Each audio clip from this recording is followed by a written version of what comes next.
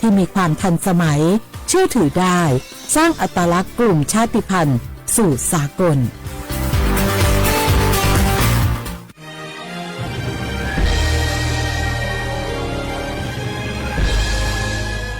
เกิดเป็นคนไทยเติบโตบนผืนแผ่นดินไทยจงภูมิใจในความเป็นไทยชาติไทยเรานั้นนับเป็นชาติที่มีความเป็นมาเก่าแก่ยาวนานเรามีภาษาวัฒนธรรมและมีสิ่งต่างๆที่เป็นเอกลักษณ์ให้เราได้ภาคภูมิใจในความเป็นคนไทยเราควรเห็นคุณค่าและมีความรักชาติหวงแหนแผ่นดินอันเป็นมรดกของบรรพชนร่วมภาคภูมิใจในความเป็นไทยโดยสำนักประชาสัมพันธ์เขต 3 กรมประชาสัมพันธ์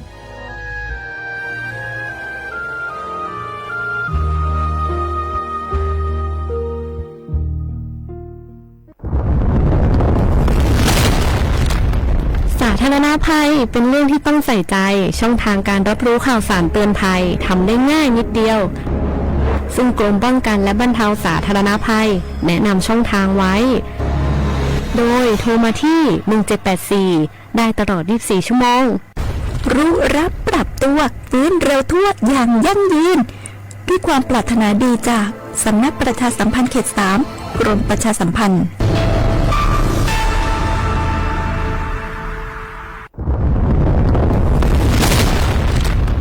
สาธารณภัยเป็นเรื่องที่ต้องใส่ใจช่องทางการรับรู้ข่าวสารเตือนภัยทำได้ง่ายนิดเดียว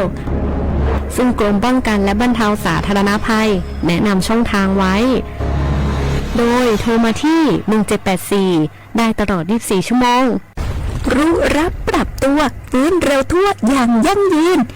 ด้วยความปรารถนาดีจากสำนักประชาสัมพันธ์เขต 3 กรมประชาสัมพันธ์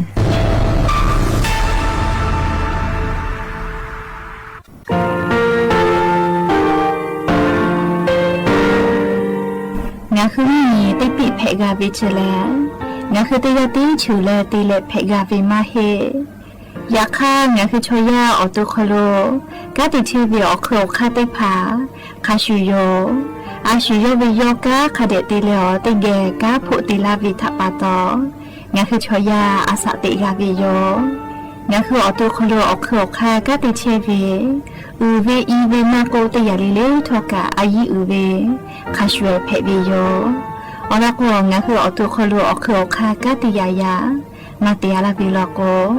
งาคือชยาทอกาอาสตินากาวิคาชูงาคือมีติปิเพกาวิเจแลงาคือติมูติสุติเพแล้วติยาเรียอาชุยเวอบูปุตาเวกันติภาคาเสติเกคาเดกากาติเชวิทัปาตองาคือมีติปิจกิเพลากาวิโยเชแลงาคือเทจมโครคางาคือมียะถาตอคปิลาตาเวปุระเวติเจเสนีเสหปามัชหปานิยังติเจออกขอบทาหมอวิทยาลัยวิชาการศึกษาประสานมิตรโกเวออคโลจากเกรธาเทจมาคุโฮกางาคือมียะถาปิยาลาตาวิตอคติพายโย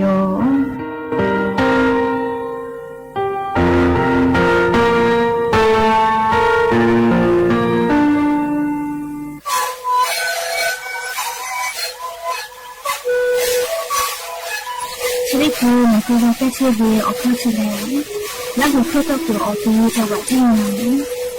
เอ็มมาบ้าเต็มที่โอ้หาจะจะขดตัวเฮ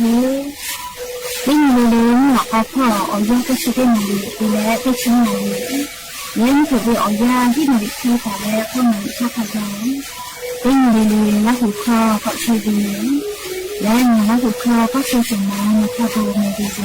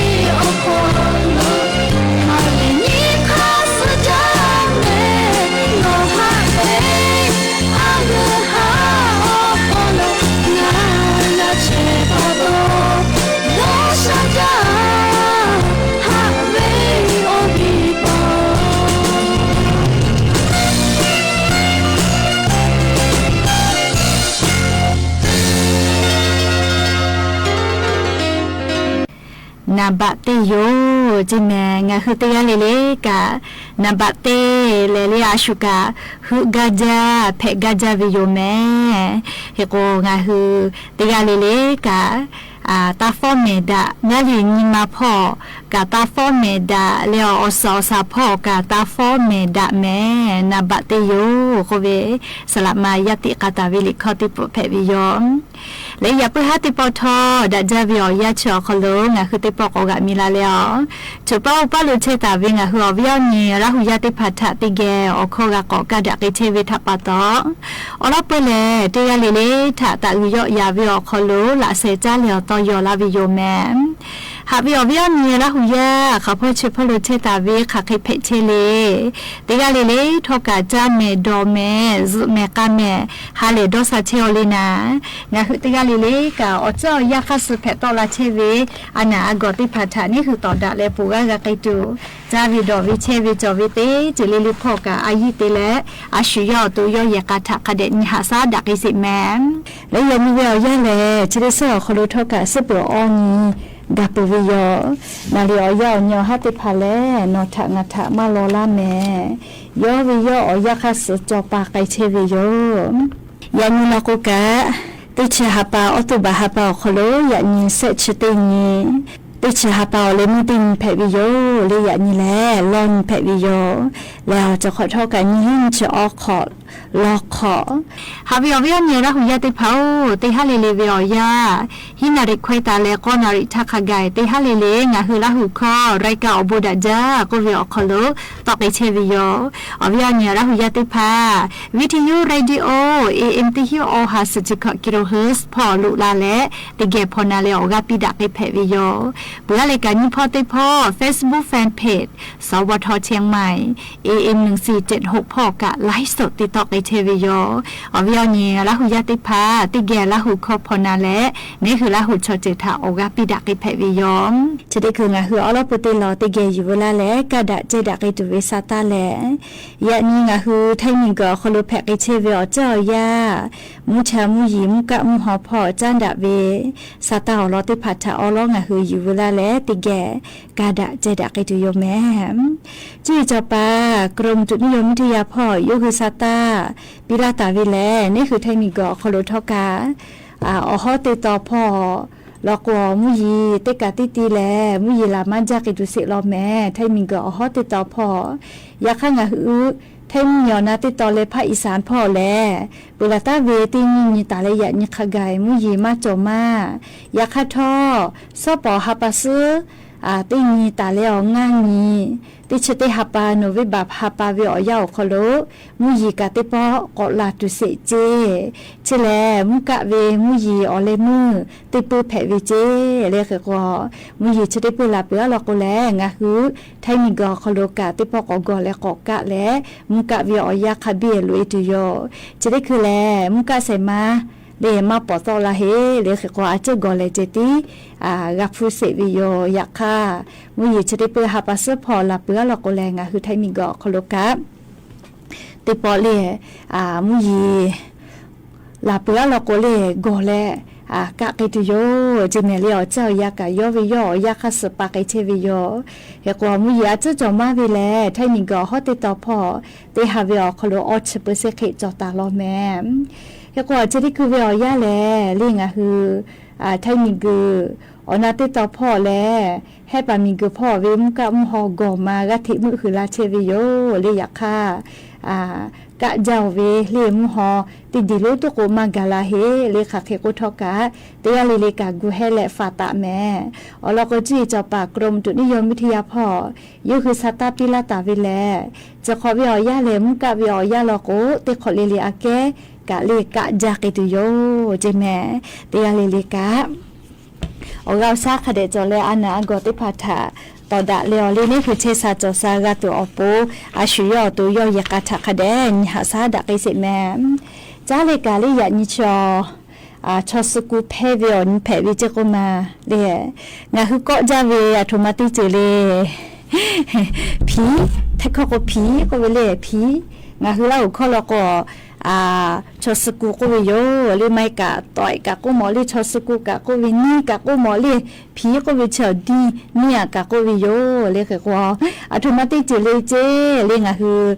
ยานี่มีก็จะได้สอเขาโลวันฮาราวีก็วิอันนี้แพวิจิแม่ชอสกูแพวิเลยอันนี้แพวิจิคือว่างะคือก็จะวิอามาเลยนี่ละต่อยละเลย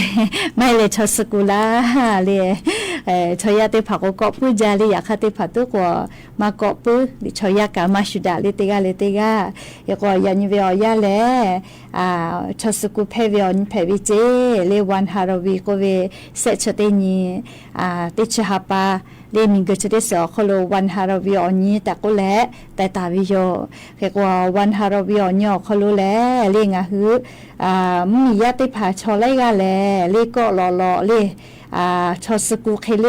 เตวิกาจอแม่เลนี่เคเลต่อยเคเลเลแม่ฟอกี้สอวิก็หล่อๆนะเลโอเคเตียโกเลนี่มาโกชอสกูมาโกต่อยเตผานี่เกี่ยวมาลาจีเรียกว่าอยากนี่เวียอยากชออาปุเวกาตาเลแม่พุทธคแกก็หล่อๆกี้เตสอวิโยเรียกว่าอย่างนี้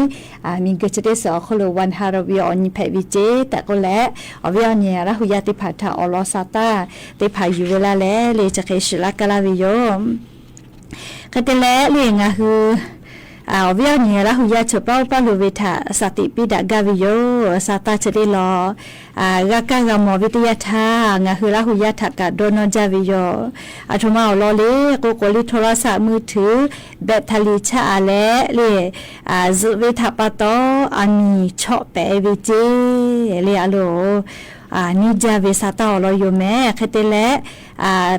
ยายันเนี่ยเกี่ยวเพวิลกุมาอาสากาติชิมุขอเจติเหวิเจยันนี้จะได้ชอเลโทรศัพท์มือถือแบตเตอรี่ปืนและอันนี้จะเกิดเลยโทรศัพท์ลิกเวเจกุมาลิกเวอคโลใครเตล่านามาสเจกุมาอันนี้ต่อละและแบตเตอรี่ชาเวียมิจ่าติเลโทรศัพท์ติเลติปติอามีชอบเปวิจิยามีจะได้ติชินิขอกาบูชาทอเพวิจิแม่เรียกว่าเพกอติเลมัวเรียอำเภอบ้านค่ายจังหวัดระยองพ่อเจนี่มาลูหล่อวิสาตาลอยโยเรียบุรตาวิสปุตินทาจะกมันจิงทามุเผอเป้างานนาลิเคติยาทาเจโยยามีชอโทรศัพท์มือถือแบตเตอรี่ปุยและเรียอามีจะเกิดเลยโทรศัพท์กากูวิโลเจเรียกเตและอเลมืออามีโตลาเลเลยยามีชติกาถาอามีชอบเปวิเจเลขกว่าเวียนี้ลาหุยาติภากายาปยามิถาสติขเดปิแม่ยายาเนชอเลียโทมาติจกาลาจลาฮาเมขวเพวิมาโมแล้วก็ยุหุจะมาอยู่ก็มาเลยอยากคัทกางาหัวปอยเพวิแล้วยาปยามิถาคาถากาสติขเดปิเชแล้วเลยงาหัวปอยติผาทกายาตติมาเลยโทรศัพท์มือถือแบตเตอรี่ชะค่าและโทรศัพท์ลิกูวิชแลก็จูจอจาล้อแต่ก็แลเลี้ยวเวียนี้ลาหุยาติผาถา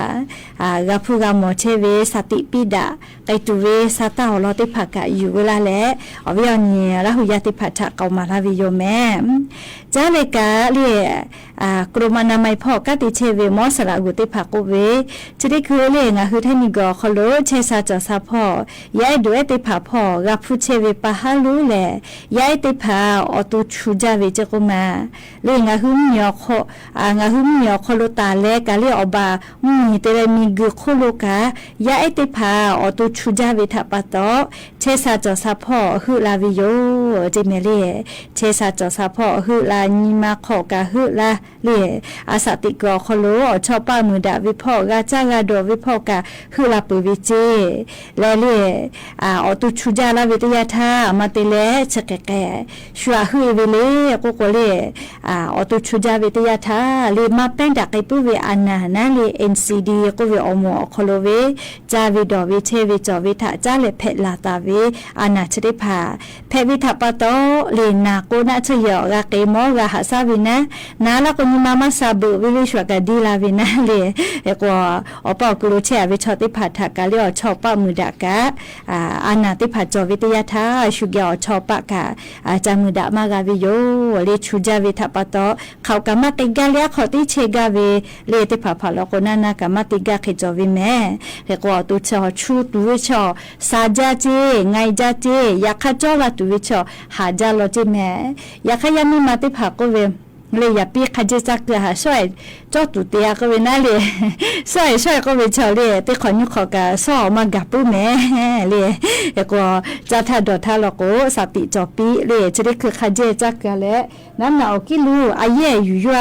ดอวิจะได้ยาเลยดออยากเชเวดอคาติมาโยแต่ก็เลยเอาเวียเนี่ยแล้วหุยาติผัดทะยายตาเลชมทักขไกกะเลออตุชูเวอานาเพจาวิทยาทาเลเชซาจอซาพ่อนิมาพ่อราจากาดอพ่อขับปุยกะคือลาวิโลแม่กะแต่และเลเชติคือเวอยางาคือท่านมีก็คโลยาไอชูจาเวนะเลชูจาเวและชูเวอานาเพเวงาคืออาซามีอคโลงาคือท่านมีแลนาบะเซอคโลเชอวิโลจิแม่เลกาลาคอยอปุเวกาลาลีกาวินาบะเซมาเฮเลงาคือท่านมีจอกาลาโคกาลาลิฮิวิชออาซาอมีอคโลเจกาลิชัวฮอยอเชวิโลเลเขกว่าเชวิโอเลยาไอชูเวเจก็มาชูวิชอชูฮอมายอโลเลอาซาอมีอคโลนาบะเซอคโลเชตาวิเจนาบะเตชอเลมาริเซียมมีโลเลนาบะนีชอมาริเซียมมีโลเลนาบะเตชอบรูไนมีเจยาไอชูจาวินะเฮก็งาคือไทมิโกคโลนี่งาฮางาจิสขอถ้าตาเลนี่งาฮาขอจิสขอวิอยาชอคโลยาเออาสาเรียงาขอฮอเวติมุทาชูเวติผาทาเรียกาชาญิเตญิเลจาลายูกาตาเวเลยาติผาเลติขวาเกติขอมาตะลาวิเจเรมาตะลาวิจิแม่เฮกว่ายาเออาสางาขอฮอเวติมุชอเลติขอเวียเซปุเซอาลาเคออปุเซเคมาตะลาวิโลเจกะเตเลยาเอลิฮิเชเวียาเลขอตาเลติชอขอโลเวกาฮิปุเซพะตะลาวิโลเจเรียกะเตเลญาณิวิทยาทาเรียอาสาติชงาขอตาเลติชิขอเวติมุชติชเซปเซพะโลเจเรียกกนิวิทยาทางาคือถ้ามีกอคโลกะยายดูเอติพาเรียชูจาเวเรียอาสามีอคโลลกวนาบะเซอคโลเชตาวิโลแต่ก็แล้ววิอเนี่ยราหุยาติพาทาเพชเชวิอลซาตาติพายูเวลาและเรียจะเขกเอามาลาวิโยแม่เฮก็จะได้คือลิคอติปุนาเฮเลียมที่คือลิคอติปุนาปุขนองคือกอกลาเลจัตุดอตูสัชุนามังเงาพุตะเวเลยักขนามาผู้มทเก้าคโลกุตุวิยาวิจิเลียมที่คือกอลาเลงคือติแกนาติโยเวลาเลกาเลเอลเนื้อคนละครึ่งก็วิจิเลติอาติกุโตเลเทมยอนาติตอพอกูเวเลขาเคติกาเวคทัตตาตุเวนั่นเลที่คือกอลาเลงคือติแกกอนากิตุโยคือก็จะได้คือเดลิข้อสามัญหติกาตาเวอาชูโยกะจักก็เวเล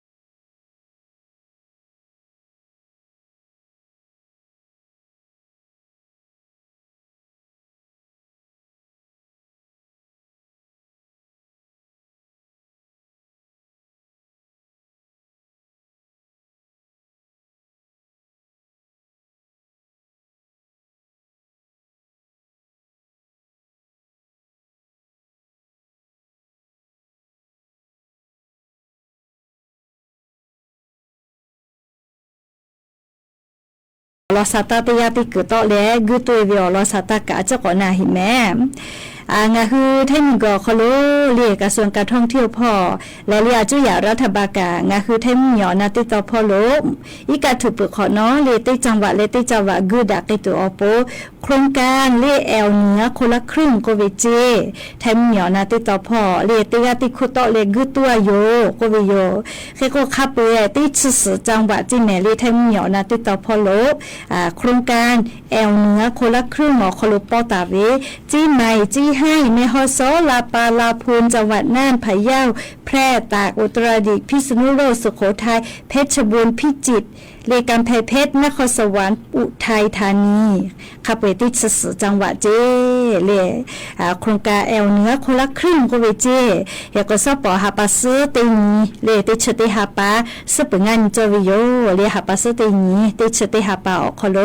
โครงการแอลเหนือคนละครึ่งก็เวเชเลพอและลงทะเบียนจะลักไอตุโยเจแม่เลี้ยอแม่ก็จะลักไอตุโยเจอาชุติกาโครงการแอลเหนือคนละครึ่งโครงการเฉาะคโลเยเลกตุกาเวลโกสปอหาปัสตินีติชติหาปาทาเว็บไซต์แอลเหนือคนละครึ่ง .com ก็เวเจ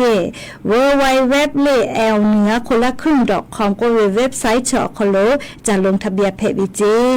เฮก็โครงการเฉวคโลแลเลปอตาวิยาเซทังาวไกเปเวติชสจังหวัดเจหาคือโรงแรมเลร้านกาแฟเลมอฮติกาจะเกือโกเลของฝากวิวเวคนนะเลจิใหม่วิวเวลโกกะลัวเลใส่หัวหน้าพี่นุ่มก็เลยจัดตุเลยาจอเลยโดนตุเวมอวิปีวิเลละสอติปิดาวินาเลยจะได้ผ่าค่ะกว่าวิเจเลยก็จะการเรียกโครงการคนละครึ่งก็เวนะแต่ยาติเกิดต่อเวก็เวเลยโครงการคนละครึ่งแอลเหนือก็เวชอกและอย่าเพิ่งหัดติปอชิลากะลาตุเวอลอซาตาติผ่าจะใครไม่จะได้โยแม่ลุลาแล้วโอกาปิลาเชเวติกาเลเลทอกาอบุจาแม่ติกาเลเลแม่กาแม่เชซาจอซาฮาเลดอซาปิแม่อบุจา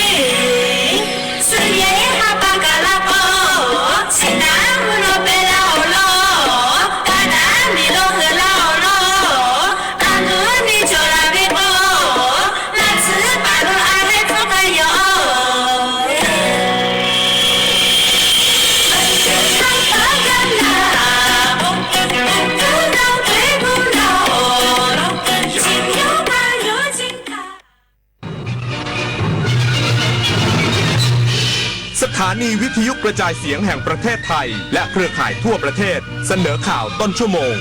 รู้เร็วรู้จริงเกาะติดทุกสถานการณ์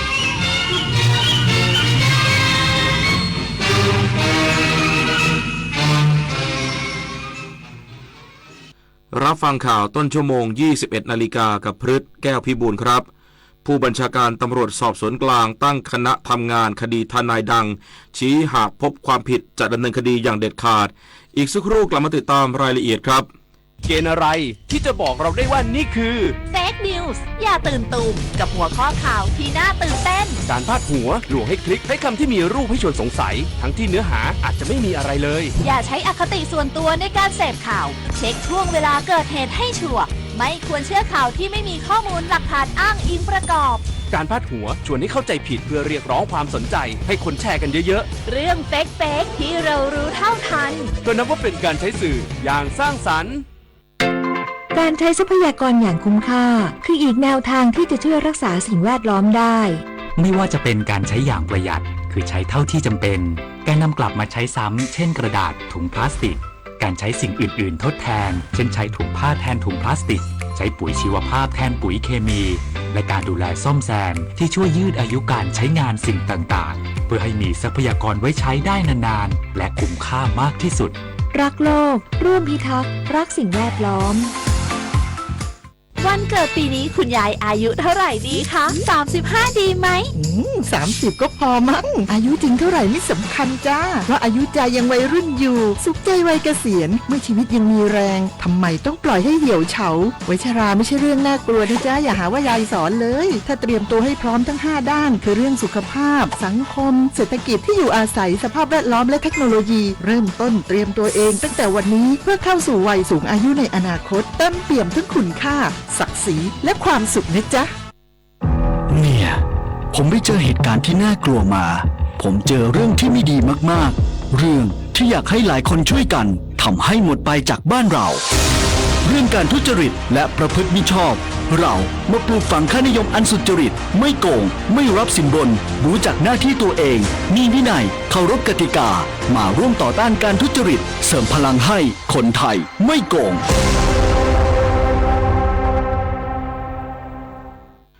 ผู้บัญชาการตำรวจสอบสวนกลางตั้งคณะทำงานคดีทนายดัง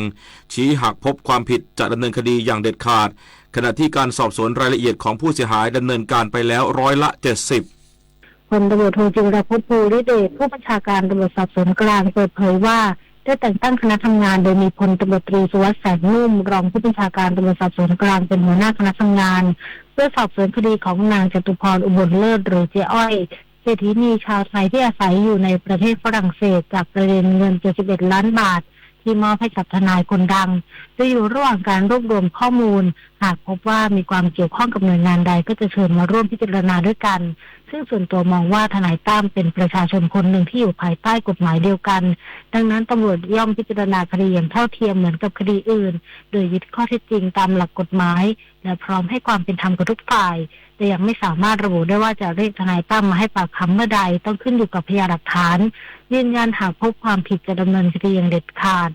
ด้านพลตำรวจตรีสุวัสดิ์เปิดเผยว่าจะมีการสอบปากคำให้ละเอียดที่สุดในทุกประเด็นทั้งที่ให้การแล้วและยังไม่ได้ให้การเพื่อให้เกิดความชัดเจนนอกจากนี้ยังสอบสวนรายละเอียดของผู้เสียหายไปแล้ว70%แต่ยังไม่สามารถระบุความผิดได้ชัดเจนจึงยังไม่สามารถระบุได้ว่าจะออกหมายจับได้ภายในสัปดาห์นี้หรือไม่จุฑามาสรักษาพันธ์รายงานสปช.เผยภาคใต้อาจมีฝนตกบางพื้นที่ขณะที่ภาคเหนือภาคตะวันออกเฉียงเหนือภาคกลางภาคตะวันออกและภาคใต้ตอนบนเตรียมรับอากาศเย็นนายจิรายุห่วงทรัพย์โฆษกประจำสำนักนายกรัฐมนตรีและโฆษกศูนย์ปฏิบัติการช่วยเหลือผู้ประสบอุทกภัยวาตภัยและดินโคลนถล่มหรือสปช.เปิดเผยว่ากรมอุตุนิยมวิทยาคาดการณ์สภาพอากาศในช่วงวันที่ 1-6 พฤศจิกายนนี้บริเวณความกดอากาศสูงหรือมวลอากาศเย็นกำลังปานกลางถึงค่อนข้างแรงอีกระลอกหนึ่งจากประเทศจีนจะแผ่เสริมลงมาปกคลุมประเทศไทยตอนบนภาคใต้ตอนบนและทะเลจีนใต้ลักษณะเช่นนี้จะทำให้บริเวณดังกล่าวมีฝนฟ้าคะนองกับมีลมกระโชกแรงเกิดขึ้นได้บางพื้นที่ในระยะแรก หลังจากนั้นจะมีอากาศเย็นในตอนเช้ากับมีลมแรงโดยภาคเหนือและภาคตะวันออกเฉียงเหนืออุณหภูมิจะลดลง 2-4 องศาเซลเซียสส่วนภาคกลางรวมทั้งกรุงเทพมหานครและปริมณฑลภาคตะวันออกและภาคใต้ตอนบนอุณหภูมิจะลดลง 1-3 องศาเซลเซียสในขณะที่ร่องมรสุมเลื่อนลงไปพาดผ่านภาคใต้ตอนกลางและตอนล่างทำให้ภาคใต้ยังคงมีฝนตกหนักบางแห่งขณะที่จังหวัดยะลาเตรียมพร้อมป้องกันน้ำท่วมในพื้นที่ท่วมซ้ำซากพร้อมขุดลอกคู12 สายนายมูฮัมหมัด สานติพิมุขรองผู้ว่าราชการจังหวัดยะลาเปิดเผยว่าจังหวัดยะลาห่วงสถานการณ์ที่อาจจะเกิดอุทกภัยในช่วงมรสุมที่มีฝนตกหนักโดยเฉพาะพื้นที่ที่มักเกิดน้ำท่วมซ้ำซากเร่งเตรียมพร้อมทุกฝ่ายหาทางออกเพิ่มเติมหลังการติดตามเชิงรุกเพื่อแก้ปัญหามาอย่างต่อเนื่องทางด้านนายพงศักดิ์ยิ่งชนเจริญนายกเทศมนตรีนครยะลากล่าวเพิ่มเติมว่าพื้นที่การระบายน้ำในเขตเทศบาลนครยะลาจะระบายน้ำได้เร็วขึ้นหรือไม่ขึ้นอยู่กับระดับน้ำปัตตานีด้วยนอกจากนั้นได้มีการกลบดินขุดลอกคู12 สายและได้ดำเนินการจ้างเหมาบริการกลบดินปิดทางน้ำเพื่อให้กลับคืนสู่สภาพเดิมป้องกันน้ำท่วมในพื้นที่ท่วมซ้ำซากจามมารีอนุรัตน์ประชาสัมพันธ์จังหวัดยะลารายงาน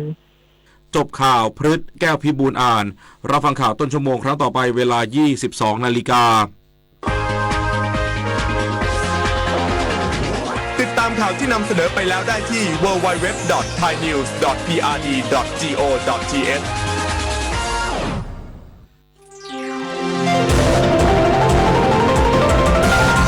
วิทยุแห่งประเทศไทยให้ความรู้คู่ความสุข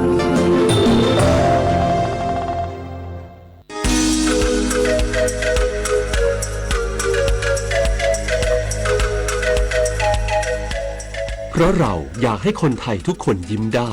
และยิ้มอย่างมีความสุขเพราะคนไทยทุกคนมีสุขภาพดีทั้งกายและใจฟังรายการ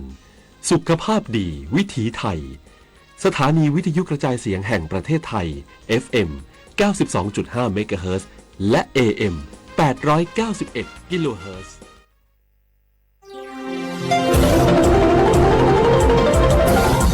วิทยุแห่งประเทศไทยให้ความรู้คู่ความสุข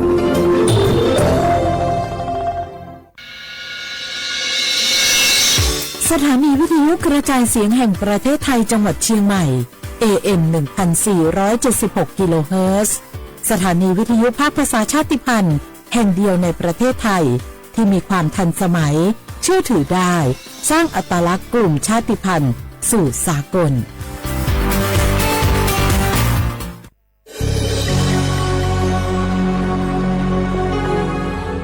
เกิดเป็นคนไทยเติบโตบนผืนแผ่นดินไทยจงภูมิใจในความเป็นไทยชาติไทยเรานั้นนับเป็นชาติที่มีความเป็นมาเก่าแก่ยาวนานเรามีภาษาวัฒนธรรมและมีสิ่งต่างๆที่เป็นเอกลักษณ์ให้เราได้ภาคภูมิใจในความเป็นคนไทยเราควรเห็นคุณค่าและมีความรักชาติหวงแหนแผ่นดินอันเป็นมรดกของบรรพชนร่วมภาคภูมิใจในความเป็นไทยโดยสำนักประชาสัมพันธ์เขต 3 กรมประชาสัมพันธ์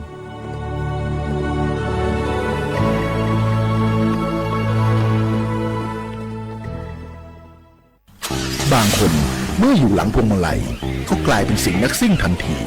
ขับรถต้องเหยียบให้มิดต้องเร็วกว่าไกลแต่ยิ่งขับเร็วอุบัติเหตุก็เกิดขึ้นได้เร็วเพียงเสี้ยววินาทีการขับรถเร็วเกินกว่ากฎหมายกำหนดก่อให้เกิดอุบัติเหตุทางท้องถนนมีผู้บาดเจ็บและเสียชีวิตเป็นอันดับต้นๆในแต่ละปีเพื่อความปลอดภัยของตัวคุณเองและผู้ที่ใช้รถใช้ถนนร่วมกับคุณขับช้าๆแต่ถึงที่หมายชัวร์กันเถอะครับรู้รับปรับตัวฟื้นเร็วทั่วอย่างยั่งยืนปรารถนาดีจากสำนักประชาสัมพันธ์เขต 3 กรมประชาสัมพันธ์เพลงนี้ขอมอบให้บรรดาผู้ที่ไม่ยอมแก่ทั้งหลาย เตรียมตัวสู่สังคมผู้สูงวัยใจต้องพร้อมผู้จักอดผู้จักออมวางแผนชีวิตออมเงินไว้ใจในวัยชราบริหารการเงินให้รัดกุมเช่นการทำบัญชีรายรับรายจ่ายของตนเองบริหารหนี้สินให้ดีบ่มีหนี้ดีที่สุดแล้วก้าวสู่สังคมผู้สูงวัยอย่างมั่นคงแก่แต่ตัวแต่หัวใจยังมีไฟด้วยความปรารถนาดีจากสำนักประชาสัมพันธ์เขต 3 กรมประชาสัมพันธ์ พี่ยังไม่แก่หรอกน้องข้าชอเป็น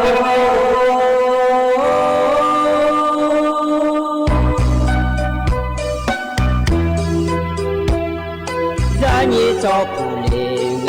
到我土呀卡不让你怎么来我到我朝呀卡不说怕马西早茶路那一步什么我那马西过来呀一步努马西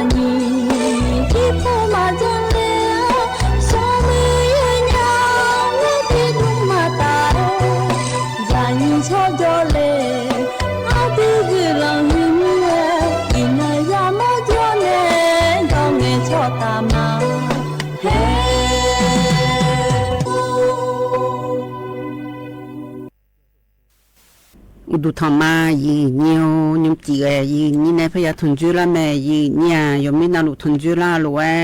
อายามนาลิทิลากดูนาลีเวลาเนี่ยเชื่อหลังก็เนี่ยทุนจุลาเนี่ยก็ที่เจจื้อพยาจากาในละแม่ยีเนี่ยนิมจียีนี่ในทุนจุลาอาเดือเขาอันน่าลองที่นกล่างอินาบาลาสีนาขอนี่สีแย่และคู่สีอาโหนาขอนี่ลองที่โหก็นกง่ายนามีชมอันน่าขอนี่วันพฤหัสกันนกล่างยีเนี่ย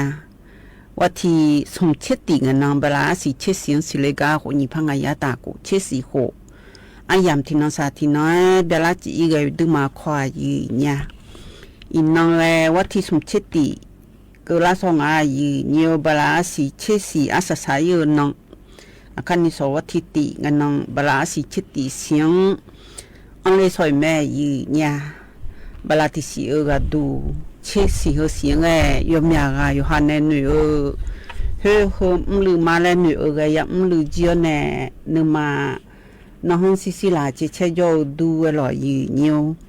ที่เดือนน้ำมายังมาเลยแล้วลอยเนื้อมีน้องขอที่น้องดูญาเลยแล้วหนูจะเดินหน้าขอนี่ที่น้องสัตที่น้องบิชอนจูพากันแม่ยีเนี่ยตัวบิชอนจูหน้าขอนี่หนูยอมมือมีอยู่หันเนี่ยมาแล้วหนูที่ยอมมือหน้าขอนี่อย่างจะง่ายลอยเนื้อแต่ไม่แน่หนูยอมมือหนูโดนหน้านี่สอบแพ้แล้วมาดอนนี่มันด่าหน้าขอนี่อยู่หามาดูกันต้องช่วยอามามัวกันต้องช่วยแม่ยีเนี่ยบาลาสีหัวสีน้าขอนี่แต่เย่ๆอายามจิเลเทแม่ลอยเนียวขอนี่เย่ๆน้าขอนี่จื้อน่ายาวลอยเนียวจื้อน่ายาวที่กานายามยาที่กานายาจื้อขอนี่เย่หายกาอยู่วันในยังพังาและยังลอยเนียวย้อนน่าลูกบีไม้หรอจึงดูหัวดูน้าขอนี่เย่ๆเลยเนี่ยเธอชอบยังเดลเลยยมมีก็เดลเลยเนี่ยจุพลาดำเบียงเลยเนี่ยหรองามาโยกาสิงาทำยังมวยลาที่ย่อยทุนน้ำมาดองหัวละจึงหัวตัวทุนน้ำดองหาเบอร์ยี่นี่วัดที่นี้เนี่ยวัดที่งานก็นี่นะเดียเนียวเดียก็ชอเยี่ยวชาวปันในจักรในนะคนนี้ชอกรมอุตุนิยมวิทยาในจักรในนะคนนี้วัดที่นี้รอนี่สวัดที่ตีนะสับแผงงานงานในวัดที่นี้วัดที่นี้ในวัดที่งานก็นี่บาลาสิชติเสียงหน้าขอนี่เธอจะเล่ล่าเนียวจีเจล่างอาจีเนี่ยเล่ตัวงาแต่วิบาลบุมพอในละอ่างอาจีจะเล่ยเจเธอรอยีเนียวหน้าดิมาไทยมือละตาปะพยอง อันน่ะวิบาพาใต้พอปาละตาปาพยองอาชอเธอทะเลจีใต้พอปาเฮโคโลอุเยโยจะเลโยเจลาเธอนะคนนี้อุเยเลยยังอาเจเดยีเนียวเดอุเยเลยอันเนี่ยจะเลไอ้สนิบอลยังอาเจคนนี้อีสนิเยข้าวอะไรมาเองอายีเนี่ยจะเลบอลเนี่ยอุเยเลยยังอาเจที่กานาลอยีเนียวน่าถึงไงปูเย่นาลอยยีเนียววัที่นี่เนี่ยวัที่งานก็นิวเย่เลยนะคนนี้เห็นก็เนี่ยนะโยเจเจเลยงานเจเดยีเนียวเดอยู่ก็เนี่ยนะโยเจเจเลยงานเจถึงกับคุณเทมือผู้หลังดตอนน้ำมันดูแห่พอปาอุบาพาใต้พอปาดตอนนี้แล้วตัวรู้ว่างาแต่ถึงมีเนี่ยอายีนี้อย่างนั้นได้ช่วงหาอยู่ว่านาลูที่ก้านนะรอพาใต้พอปาไงพาใต้พอปาเดยีเนียวเดหงไงโยกขานาอุเย่สนิเย่เมียงอาเจเดยีเนียวเดยีนี่ตัวปามยอมีในยาโจเดินนะคนนี้เฮียกานะคนนี้วัดที่นี่ในวัดที่งานก็นิวเย่งอาเจจะเล่นบอกอาเจที่กานาเย่ขาที่กานาเย่จืดแล้วก็คนนี้รอยีเนียวอยู่ข้างๆฮอลลือดารอยีเนียวเฮกันน่ะนายเดินในชาเกาทิตีและนะหาเบียดาวในยุมก็กอและจักดันในมายีเนี่ยนายเดินในชากาบินาหาเฮนะคนนี้อันนี้น้องเบบนิตาในชากานะหาดามายีเนียวเธออันนี้น้องเบในชาเฮนะคนนี้รอยีเนียวอันนี้น้องเบในชานะคนนี้อาโดยากาเกาและชาเธอตีตะกลุนะหาเบียดามายีเนี่ย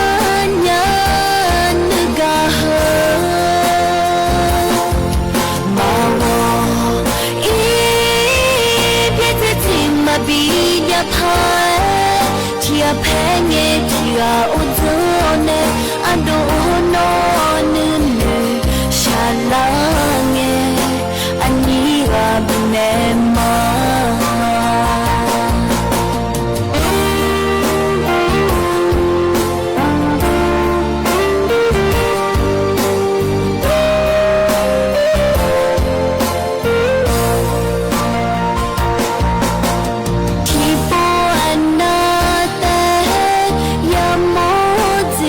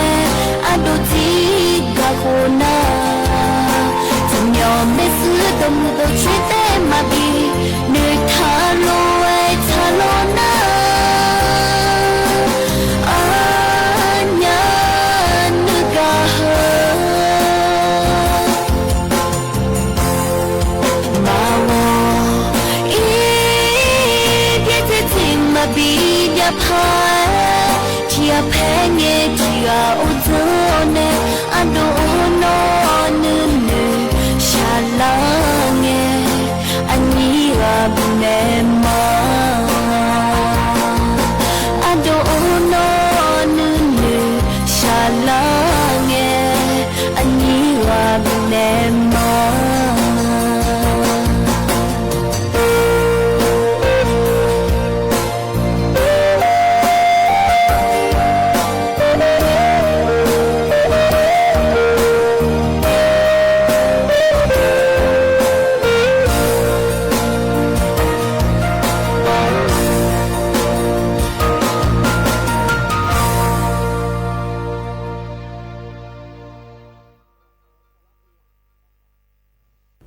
nó nhà từ này cha rồi nhà nó hà biểu du lo gì nhiều anh ấy nói bên bốn này ta này cha lo gì nhiều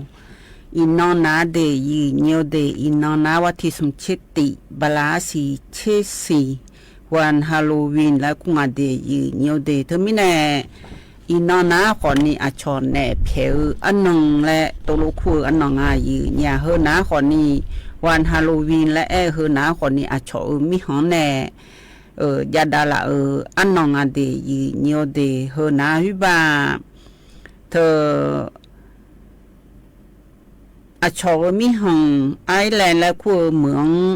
อาชอชาวพื้นเมืองและงาแท้เมือชอหาลอเดือขยับเบอร์คมก็ต้องถ่ายเมือหน้าของนี่คนเมืองแล้วขอคู่รอดหรือต้องตาหน้าขออาคาแล้วขอคู่ลิซู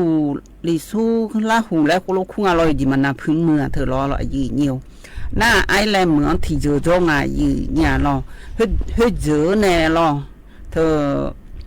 อามาที่มูแน่โดเลยองอาเจอันน่ะชมยองเฮนะคนนี้ชาวซิวและขวาเจยีเนี่ยอาจจะเจอหน้าแล้วตัวโลเองอ่ะวัตถิติงานนำบลาสิชิติเสียงยโหนาลูเธออาโหยสือโดเลอันนงและสออาเจยีเนี่ยอันน่ะเธอไม่แน่อินนองดูน้าลอยยีเนียวอินนองเธอก็ชอบวันปล่อยผีวันฮาโลวีนและคู่เฮนาคนนี้เธอเจอแน่โดเลหรือว่าโยกานาลูช่างไทยดาเฮนาคนนี้ยาเล่ดูช่างไทยดาเนี่ยทีกาซาทีกาตัวยุ่มดาละรวยลอยยืนโยมิหงช่อหาเธอโยหาอีข้างนาคนนี้มาเดอาสีเนี่ยเธอบะมอตัวโลมาเดอาสีอาโบยมือละโบมือให้ตัวโลเพียหออันนอนจีเนี่ยเธอเมียของเธอแหน่โลบิดูเลและลอยยืนโยอันนั้นก็ในน้าคนนี้ยาปอมาเธอน้าคนนี้มีเชื้อชอบแฟนซีและคุ้งอายืเนี่ยเธอก็ยุคนนี้ดุ้งตัวโลเวเธอลอยยืเนี่ยอันน่ะขนมเบียเจอินาดูน้าลอยยืเนี่ยเฮยุ่มยังขนมเบียข้าช่วยจ่าเบียอันน่ะเจยืเนี่ยเธอมีแน่มีเชื้อชอบแฟนซีและคุ้งอาแต่มีเชื้อเฮดุ้งตัวโลอยู่หาอยู่ดูหมอยาแล้วอยู่เชยอยู่ยูหัวดูเลยหรอแหนดูเลยหัวดูยูหัวดูมันนองอายีเนี่ยนองดูน่าลอยยีเนี่ยเธอมีเนี่ยชอบวันฮาโลวีนแล้วถึงกับคู่งายีเนี่ยใจที่ก็ดูยีเนี่ยจะกันเนี่ยเฮน่าลอยยีเนี่ยเขาก็ดูน้าคนนี้อันที่มาไทยมีหันชอบหาน้าคนนี้ลอยยีเนี่ยชอบมรดกทางวัฒนธรรมและงานจึงนึกว่าดูอาคนนี้พังยาตานี่เชื่อหัวหน้าวัฒนธรรมพอป่าเฮนาลอดีมายองยาวเนี่ยเธอเฮจียองก็เฮยาวอยู่จีมันไหนไงอีจุเชออายามโลและลอยยีนิวเธอสงกรานต์อายามลาและลอยยีนิวแห่ลอยกระทงอายามลาและลอยเฮแต่มังเธอไปซื้อยุ่มเลี้ยวโลยมยาจียีนิวยองและเลนาคนนี้เฮกาเมื่อนาคนนี้เช่นเมื่อกันน้องถาวรประเทศกรีซอิตาลีสเปนฝรั่งเศสตุรกีเม็กซิโกอียิปต์ไทยชหาโปรตุเกสอินเดียเฮนาคนนี้ย่องยมยายากายมยามือยางาลอไอคนนี้อันดับ1ถืออันดับ10ไองาแท้ที่เตียงในอันดับเตียงในเชตีก็นี่เชดงายีเนี่ยโดโตเย่เชวิประเทศเชลเจเย่เชวิมือเชลเจเดยีเนี่ยเดเธ ตัวมีในเย่เชื่อวิมือเชื่อกาลอยเหนียวอยู่ชะปูเชื่อคือน้าคนนี้ลออดีมาไทยช่อหาเหเย่เชื่อวิมือเชื่อกาเย่เตียงจงอะเดยเหนียวเดยังยาลอยังอยู่หาอยู่เดยี่ยังกูรู้ทอลออยู่จิมานาเดขยานาคนนี้แทยาเดเลยนะชมยอมยาจีดิเสชมยอมเนอยาได้นะเดบิเตอร์เลยลอยอยู่ยาจะสามารถโดนนะคนนี้ยังจังโลเลยอยู่จิมานาเดขังนาลอน่าแทจะขจายพอเลยนะคนนี้แทเธออย่าอุยันเน่ๆล่ะต่อมาเธอโลขยเยขุจ่าต้องตู้ยันดาวเธอช่วยยังไงมาลอประเพณีวัฒนธรรมลอยอยู่อันน่ะยมเหมือนยังไงเนี่ยยาคนนี้อีสอนอยู่ยามเหนียวแน่อีสอนนี้ยามเหนียวแน่ชมยองยาหือหนาลอชอเธอมรดกวัฒนธรรมที่สุดในโลกและงาเธอร่ำรวยและรออยู่ดื้อมายามมือเธอนะคนนี้มีชาปูเชื่อหือนะเย่เชื่อวิมือเชื่องายีเนี่ยเธอก็เย่เชื่อมือเชื่อเธอนะคนนี้ลอ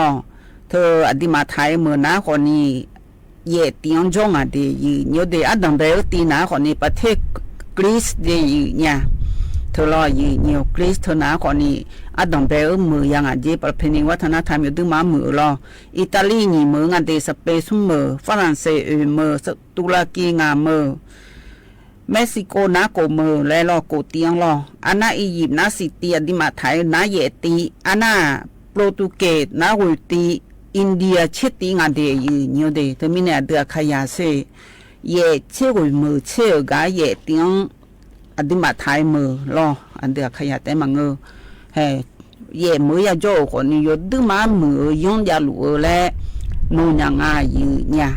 เธอหนาคนนี้ยังอายุด้วยยาละงาอยู่ก็ในหนาคนนี้ก็เชื่อคนยืดจากกันในเดียยืดเดียเชื่อคนยืดจากกันในดดเดกาผู้ละดูผู้ละในลอยยืดเธอมือเยอะดดเดกาดูผู้ละโลเลยล่ะโอ้ยมันจีเชื่องายืดยานาดิมาไทยมือเธอเย็ดยังยังอาเดียยืดเดียนี่เดือขยะเดือเธอก็ก่อฮูรู้ไว้ก็ก่อยุยาดาวคนยาสิญาแม่ลอยเนี่ยลองฮูรู้จักกันเนี่ยยาเมียยุ่งหน้าให้เธองาจีนี่นะตะกรู้สิญามาเนี่ยดิมาไทยมือเย่เตียงจงอาจีเลยยังยมือพอปาแล้วชดตัวชิดูหือนาลอยเนี่ยใจที่ก็ดูนาลอยเนี่ยเธอกาสวนสัตว์จังหวัดเชียงใหม่หือนาคนนี้เธออชอบบรรยากาศเทศกาลวันฮาโลวีนและงานยีเนี่ยอีน้องวัดที่สมชิติลอยยีเนี่ยเธอก็เจ้ามาเมื่อละหื้อน้าคนนี้เธอวัดที่สมชิติงานนั้นวันฮาโลวีนงานไหนยีนี่เธอไม่แน่วัดที่สมชิติแน่บาลาสีลอวัดที่สมบาลาสีนะเชลาสีเกยตัวโตน้องดูเจเดยีเนี่ยเดส่วนจังหวัดเชียงใหม่ล่ะคือโดดเดบิกาเบียวก็กจะกันในนะคนนี้ในวุฒิชัยม่วงมันแล้วคู่คือนะคนนี้ผู้อำนวยการสวนสัตว์จังหวัดเชียงใหม่งะโดดเดกาดูแล้วตัวเองอาทยวันนาลูกาเล่าดีและจินุคนนะคนนี้วันฮาโลวีนแล้วสวยไหนมาลอเธอช่วยยานแหน่รู้ช่วยผู้หลานดุนๆก็รู้ยุกดุนๆก็รู้เธอวันปล่อยผีและแหน่เพียวอันนองและชาโจเธอนะคนนี้ว่าที่สมเชติอินองเกล่างหายีเนี่ยเธอไม่ได้อินองเกล่ากาบิชาเล่รู้ว่าที่สมกันนองเกนี่ล้อบลาสีนะเชลาสีเกิดก็เกล่าสีนะคนนี้ล้อยีเนี่ยเว้ดเดบิกาล่าอะไรยมยาจีฮาโลวีนโลจังถ่ายจีฮาโลวีนโลจังถ่ายและเธอนะคนนี้โยฮาเล็บมันเล็บแล้วก็มาเฮยโยบยาอยู่จนอบิบยาคนนี้โยยังผู้หลานโลบิยาและลอยยีนิวแหน่หรือว่าคนรู้ละเปียคือลอยยีนิวแต่มีแหน่เธอก็บาดผ่านประตูแล้วไงเธอก็เลยเธอนะคนนี้อัพนี่เชปเซก็คันในมาเจเดียยีนิวเดนี่เชปเซก็คันในมาเจอันน่ะเธอเจียเฮบีฮอบเบียวจังเธอหนาคนนี้อายามนาลีเชลังในนาลีนีหลังก็นี่เจเดียยีเดนาลีเชลังสอบปานในก็เขาจะได้นาลีนีหลังก็นี่เจจียจะ我这我女的路为可能家来了一牛，那几呀后几比好毛了一牛那呀的那可能。je ya yo de yi yo ga nga le bi si nya je yi nya jo nya je yo mu jo go je ti jo yi ma ji ya je yi nya le to ro nga the tu mi ne yi ni de kha ya de ga su an sa cha wa chang mai la hu na ji ya mya ji jo de yi nyo de ga mo nya nga lo yi nyo ha ga na na ya de ne cha ga ti ti le phan na ha byo da ma yi nyaในเดือนในชาติบินนาหาเบียวนะคนนี้อันนี้บางไกในชาตินาหาเบียวดามายีเนียวติเสงามือและชาติตีตะกลุนนาหาเบียวดามายีเนี่ย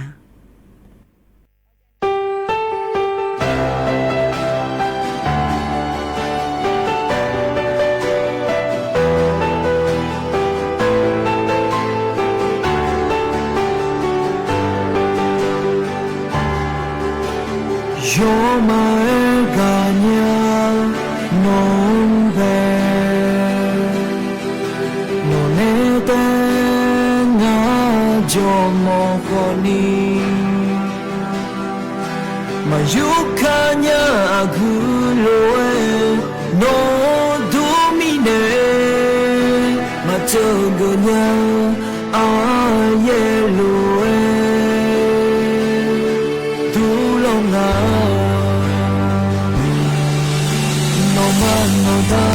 ti sei na musana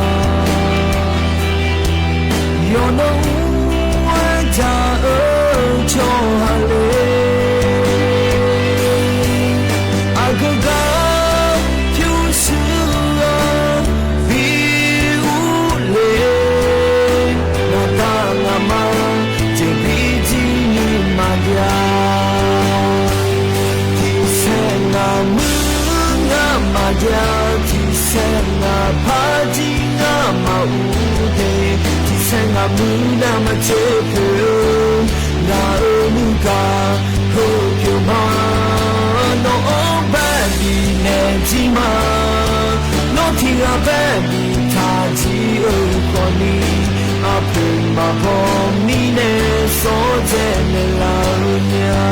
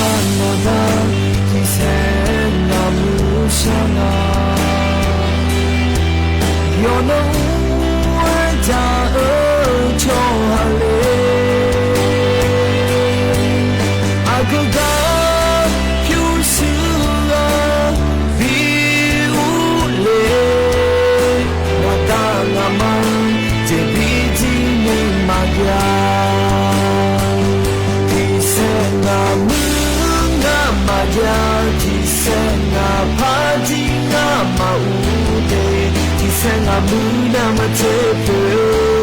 na omuka kokyo ma no obadi ne jima no ti abadi taji okoni apu ma bomi ne so je ne la nya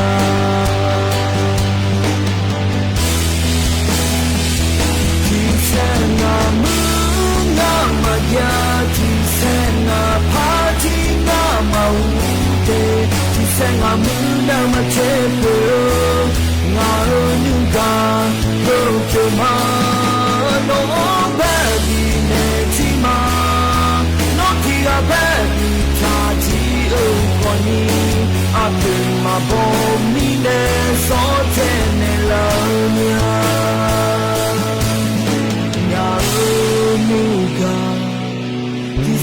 มือแบ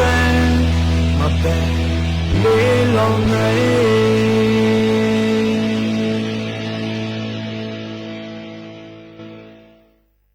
อันนี้บางไกในที่เสงามือและชาเรยันนะหาเบียวดูเอลอยีเนียวมินองดูนาลอยีเนียวตะกาตำบลหนองแฝอำเภอสารพีจังหวัดเชียงใหม่ละเฮือนาขอนี่อุเยเลี้ยวในเยดอนเลี้ยวในเดเลอเธอนาขอนี่ลอยีเนียวแวอายุวันในบิมือดาลาและเจแท้ๆลูกงายีญาอันน่าเฮาก็ในนาขอนี่เธอ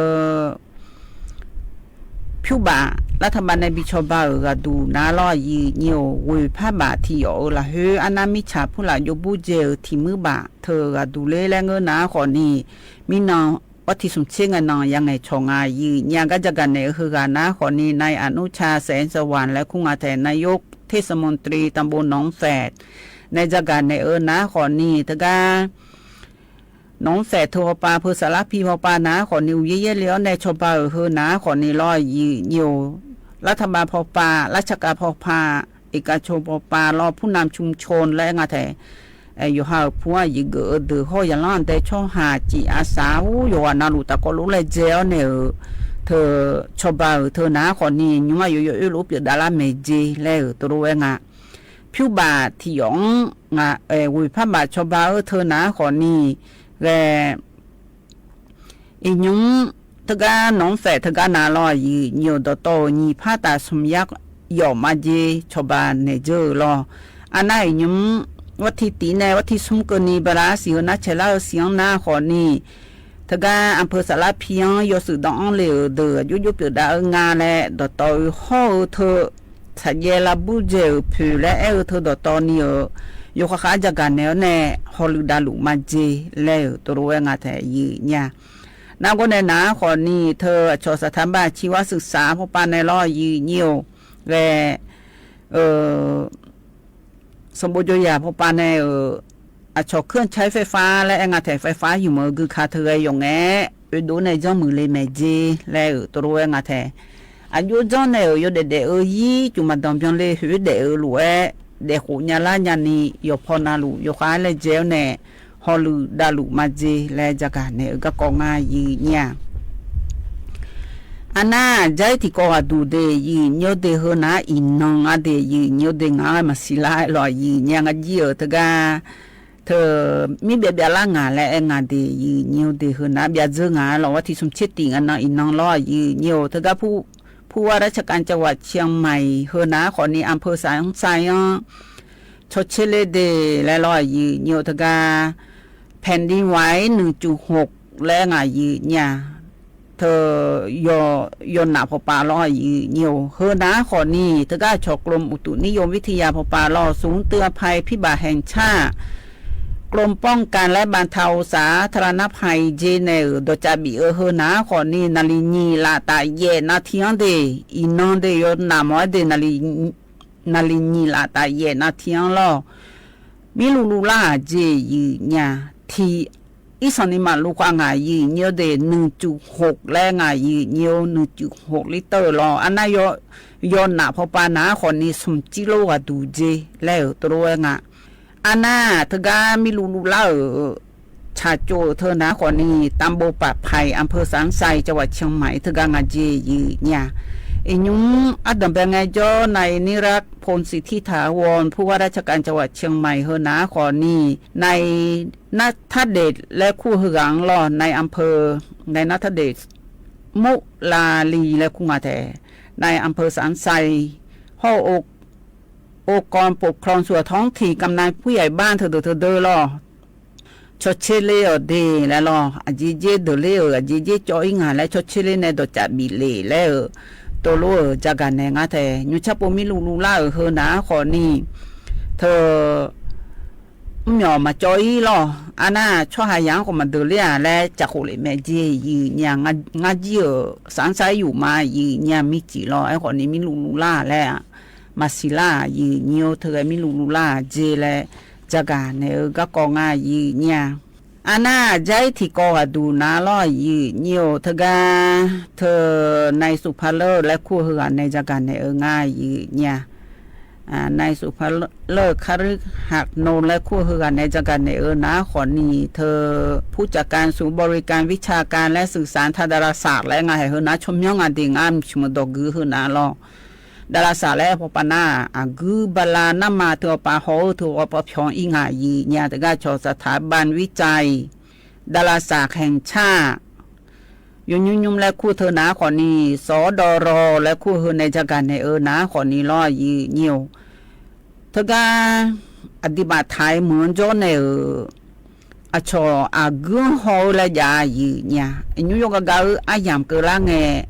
อากุบิฮอพอเจแล้วตัวงาชอเทศกาลชมดาวและงายีเนี่ยโยโคนาลูหยามเกล้านาลอเธอมีแน่จินโนโคกาดูนะขอนี้นิสวัติตินะสัพเพงนะดอมเบดามาเจเดวัติญิงนองบาลาสี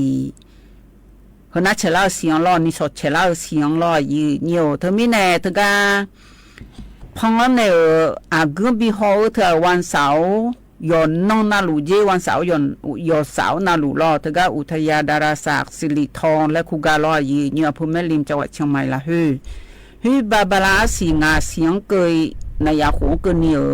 บิฮอมาเจอาโขนิพังอายาตาโกที่เยโขเกนีแล้วตัวงายีเนียว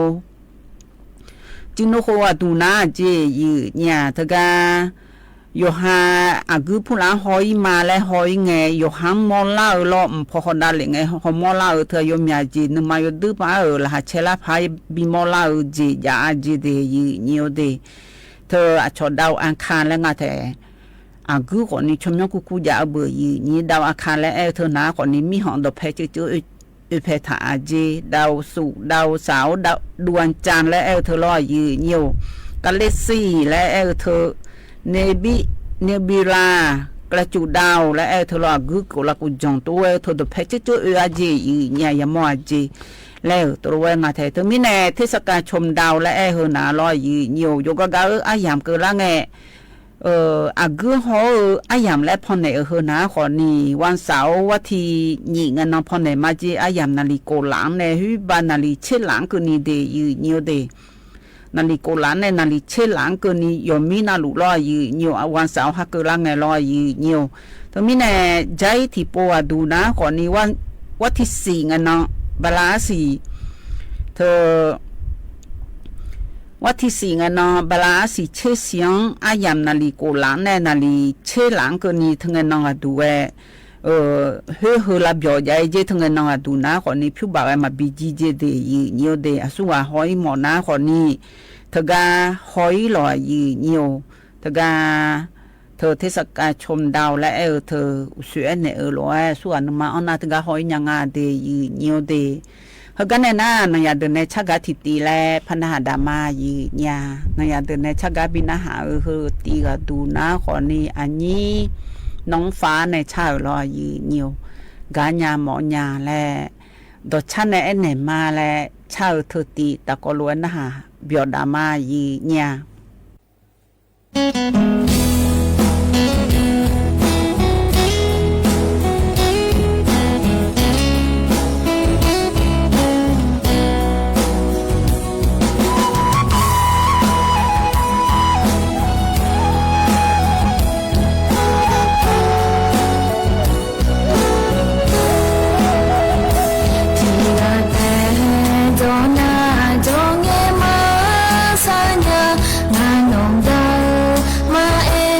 去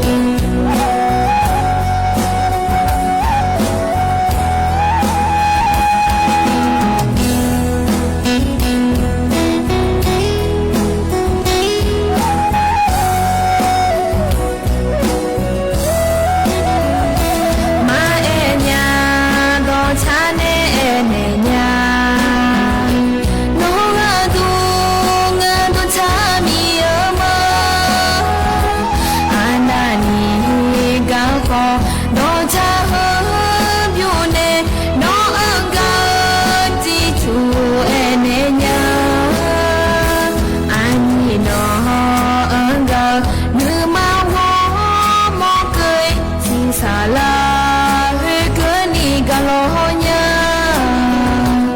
Ani no engkau Wo ini ema Chandra telenga enenya Ma enya do chane enenya No ngadu ngadu chami ema Anani gafo do cha byu ne no anga ti chu enenya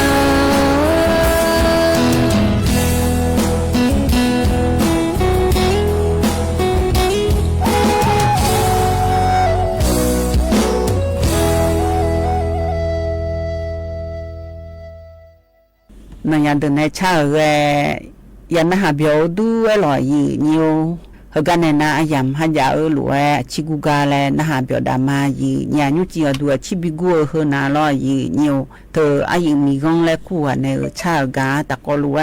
nó hà biểu đam mà gì nhiều ôi sẽ chạy nha ngà quê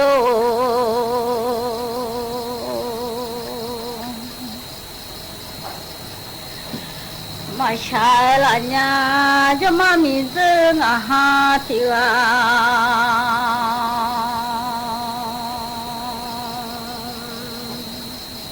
cái gì anh làm mà cái tuổi trẻ dễ phải dễ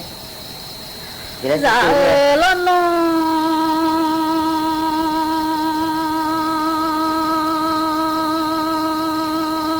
mình giờ sống tu sa yo nữ sa mà mía yo tu sa yo nữ sa nhai là lo mà nó giờ chân là nghe thì mà để mía chắc cả cụ nghe thì cả mà cụ lẽ chắc đó thì ra thì đó mà để lẽ nhà để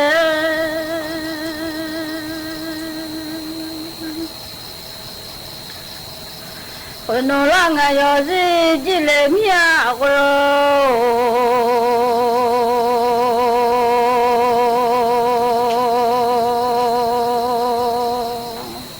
này chỉ là nó giờ gì lo ai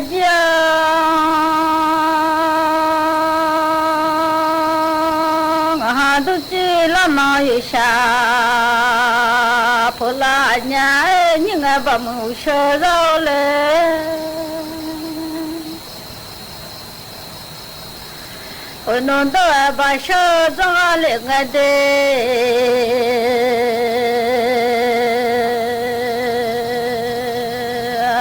tôi sống tôi bà sơ ra yên lũ thì thon tôi bà ta sơ vai lưng áo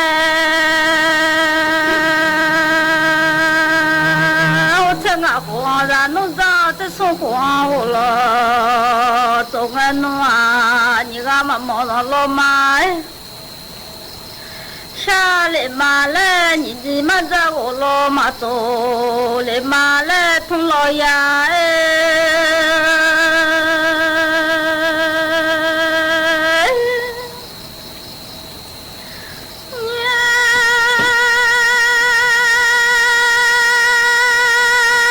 ngon mi mò lo ơi mò lo anh na gõ mò lo là khá khai mò lo na khá lo những gì đã mà khá mi ô lo mò ra yu chu à ô mi yu chu ô mi ô đo thà yu lê lời la nhìn gì đã mà khá mi à đo thà na lê lo mi lo lê lo ya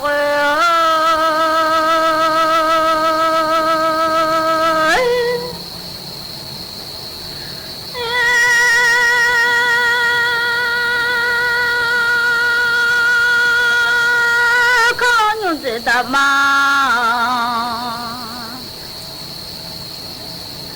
à khá khá nghe ô bà la khơi đã mà khá đỏ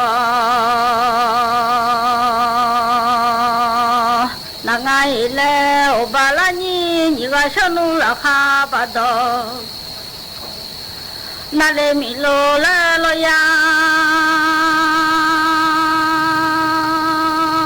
ขยียามอนทวดอชจีนองละบาลาบุโดสัญญาญสอยนายลาญา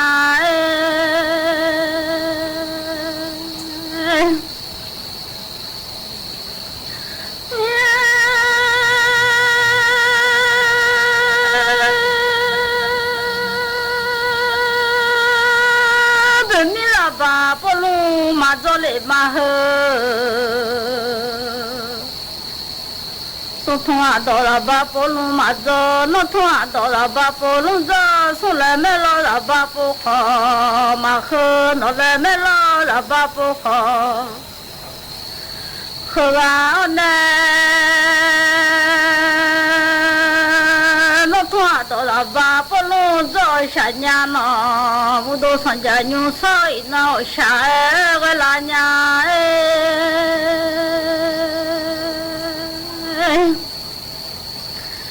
เดดมาขมิอาดอมันนาพลองอะไรหนึ่งยาโอโลมจออยู่ชัวว่าอยู่ชัวมีกูโตมาอยู่พลองอะไร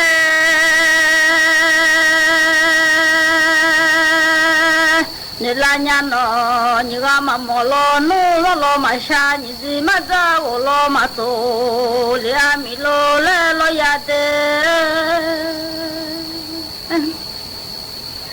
นี่เดดามาโมมี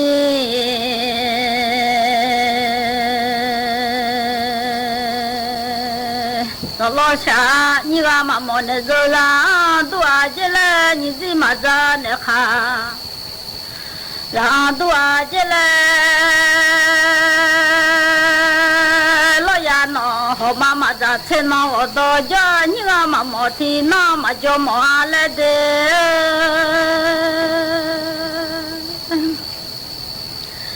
มามาดอเจจีอยู่จา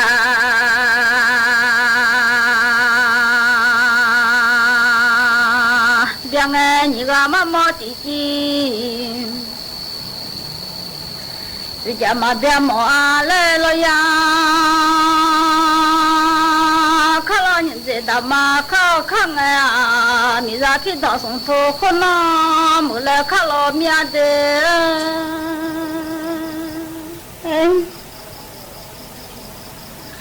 มีราส่งโทคนน้ำมือเล็กข้างเวโร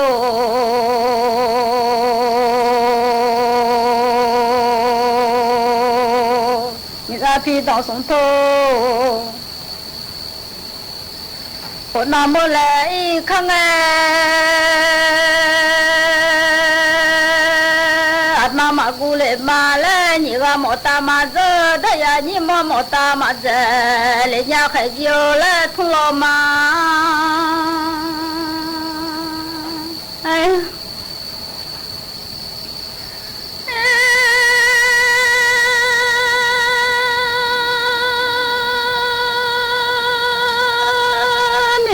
ดอกสงโต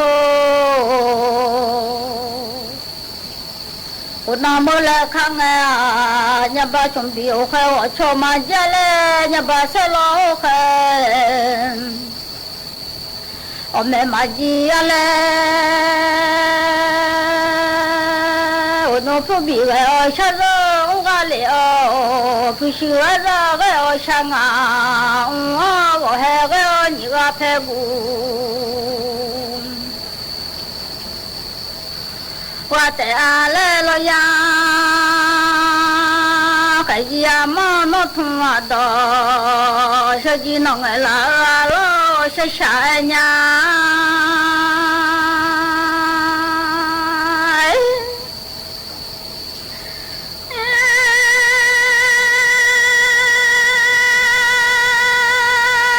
เราข้าชนมายอมยากโย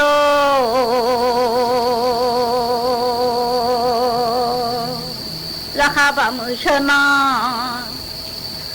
มายอมยา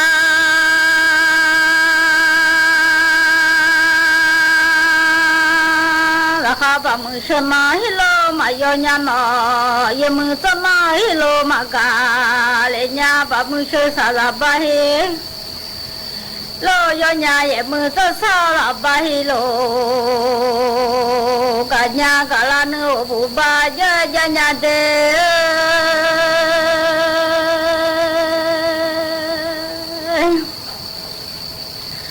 มอลานุโลบุบายอย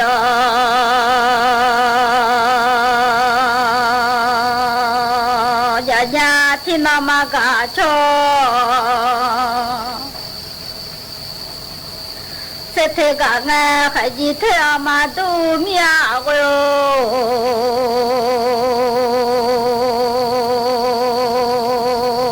ขจิโนอะเทอามาตุญะเล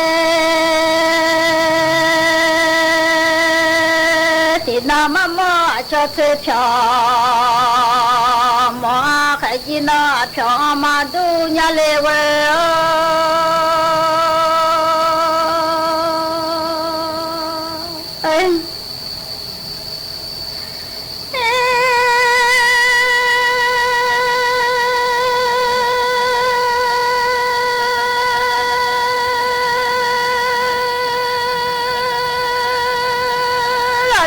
โบเทสานังเวโอ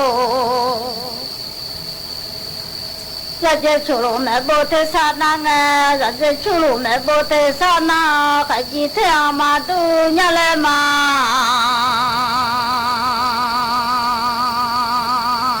โนเทอามาตุญะเล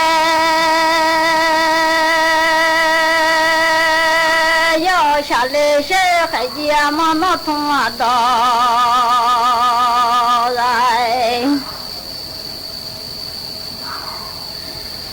ขยีน้องไอลาบาลาลาเด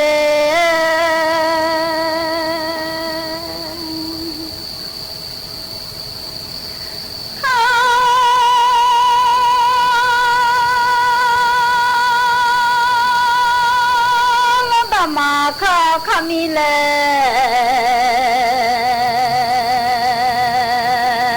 ข้าลอยอยู่เสดามาอาข้าข้างอยู่เสดามาข้ามีอาดอนานี่ก็นึงกาโล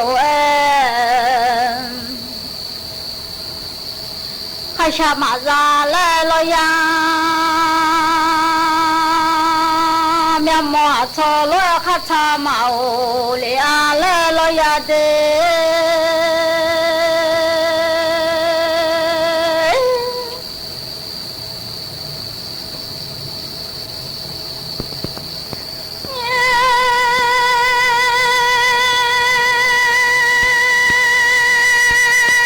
你这来是喽，哈老娘我喽。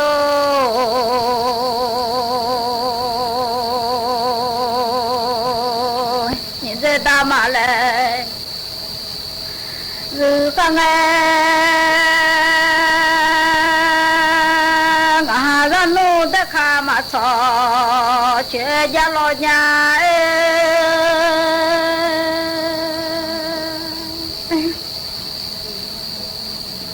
回到后路哎，看哎我啊。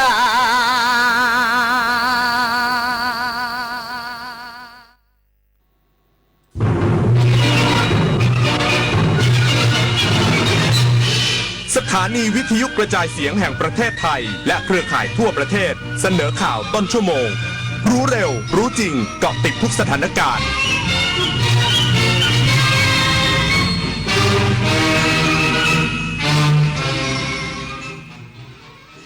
รับฟังข่าวต้นชั่วโมง 22 นาฬิกากับพฤทธิ์แก้วพิบูลครับกระทรวงการต่างประเทศย้ำห่วงสถานการณ์ในตะวันออกกลางเรียกร้องยุติการโจมตีตอบโต้กันอีกสักครู่กลับมาติดตามรายละเอียดครับแยกหน่อยสิแยกทำไมเดี๋ยวเขาก็เก็บไปกองรวมกันอยู่ดีโอ้ยหมดยุคการทิ้งขยะรวมกันในถังเดียวแล้วจ้าข้อดีของการแยกจะช่วยลดปริมาณขยะลดการสิ้นเปลืองพลังงาน ประหยัดงบในการกำจัดแถมขยะรีไซเคิลบางอย่างก็ขายได้ที่สำคัญการแยกขยะยังช่วยรักษาสิ่งแวดล้อมและลดมลพิษต่อโลกอีกด้วยมาร่วมเป็นส่วนหนึ่งในการแยกขยะกันนะครับคิดก่อนโพสต์จะโพสต์อะไรต้องคิดก่อน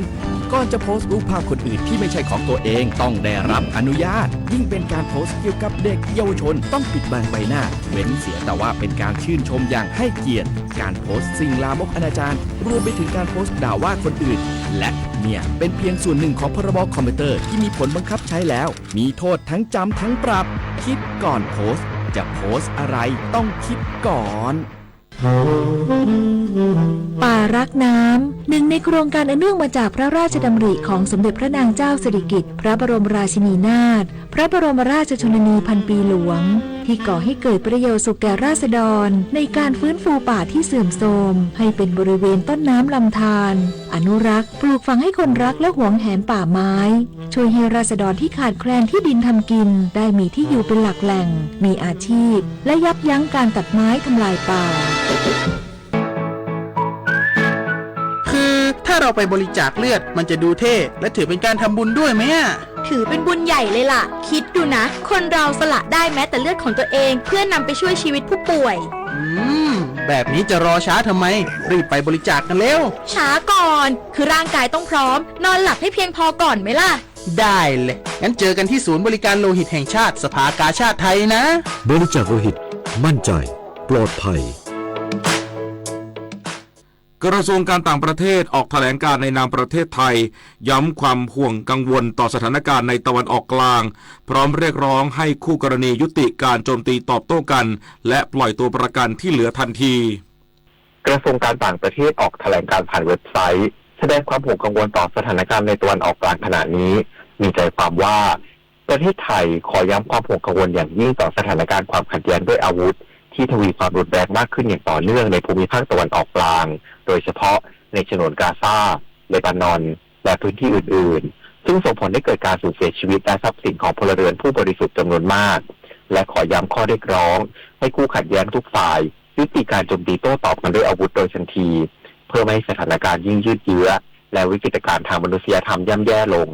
โดยขอให้ทุกฝ่ายใช้ความอดกลั้นอย่างสูงสุดในการบรรลุข้อตกลงหยุดยิงและการปล่อยตัวประกันซึ่งรวมถึงคนไทยที่เหลืออยู่โดยทันทีและไม่มีเงื่อนไข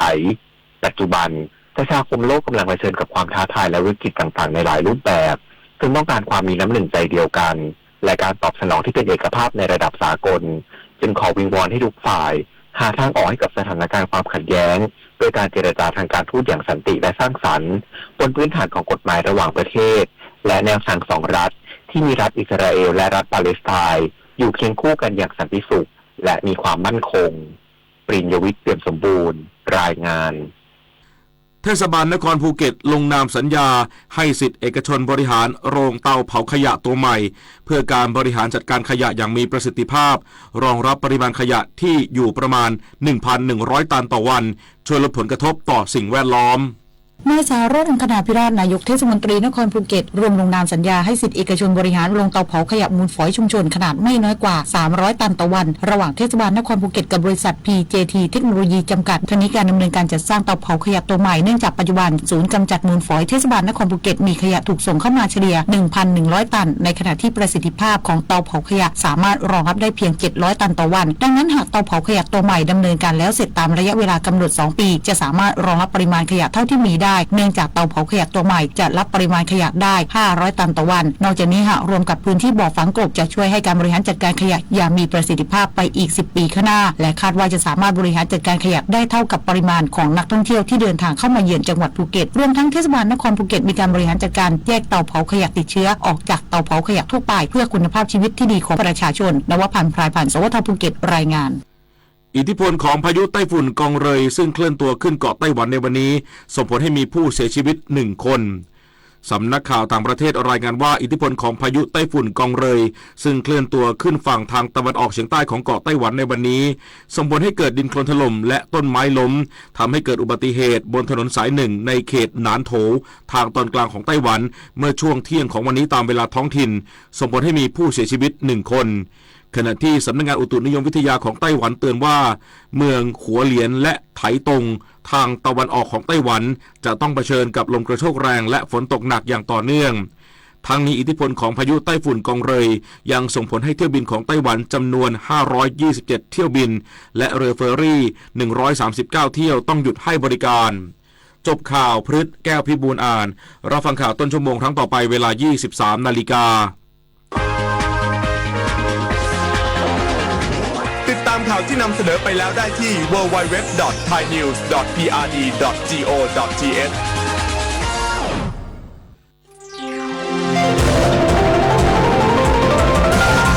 วิทยุแห่งประเทศไทยให้ความรู้กู้ความสุขครับเข้าสู่ชั่วโมงที่2ของสุขภาพดีวิถีไทยนะครับผู้ฟังที่โทรศัพท์ถามคำถามสุดท้ายเมื่อสักครู่นี้นะครับแล้วอาจจะยังมีข้อสงสัยเพิ่มเติมเดี๋ยวชั่วโมงนี้ก็ยังถามได้เหมือนเดิมนะครับยังถามได้เหมือนเดิมนะแต่ว่าเน้นที่แพทย์แผนปัจจุบันนะครับชั่วโมงนี้เน้นที่แพทย์แผนปัจจุบันนะกับทางคุณหมอ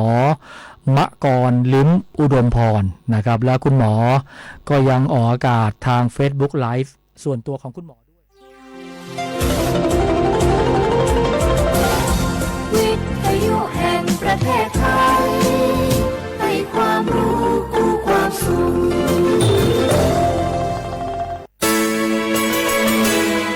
สถานีวิทยุกระจายเสียงแห่งประเทศไทยจังหวัดเชียงใหม่ AM 1476 กิโลเฮิรตซ์สถานีวิทยุภาคภาษาชาติพันธุ์แห่งเดียวในประเทศไทยที่มีความทันสมัยเชื่อถือได้สร้างอัตลักษณ์กลุ่มชาติพันธุ์สู่สากล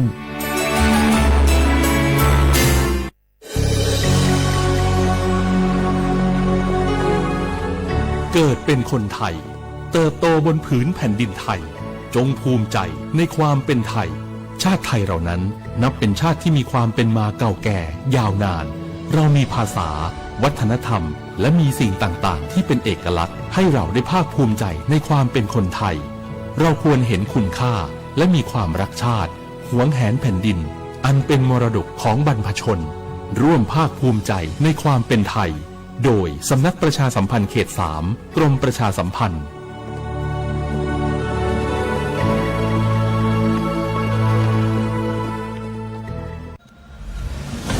หนูเห็นพระองค์นะคะทรงเล่นกีฬาหลายชนิดเลยค่ะในหลวงก็ทรงปั่นจักรยานพระราชินีก็ทรงเรือใบทรงกีฬาไอซ์ฮอกกี้ด้วยค่ะหนูเห็นแล้วทำให้หนูตั้งใจที่จะออกกำลังกายอย่างสม่ำเสมอเพื่อสุขภาพร่างกายที่แข็งแรงค่ะพระองค์ยิ่งทรงนำทัพนักกีฬาไทยเราไปแข่งขันกีฬาในระดับสากลหลายชนิดกีฬาทางกีฬาขี่ม้ากีฬาแบดมินตันซึ่งเป็นแรงบันดาลใจที่ดีมากๆให้กับเด็กและเยาวชนค่ะ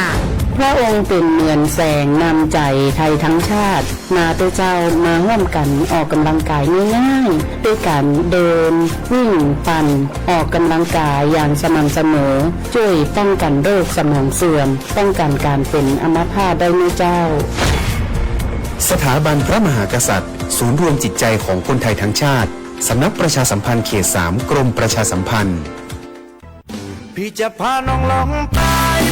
สังคมพหุวัฒนธรรมต่างศาสนาแต่ใจเดียวกันชมทะเลสวยฟ้าใสที่ภาคใต้ชิมปลากุเลาตากใบขึ้นชื่อปลาชายแห่งปลาเค็มภาคใต้แหล่งผลิตวัตถุดิบอาหารสำคัญของโลกลิ้มรสผลไม้แสนอร่อย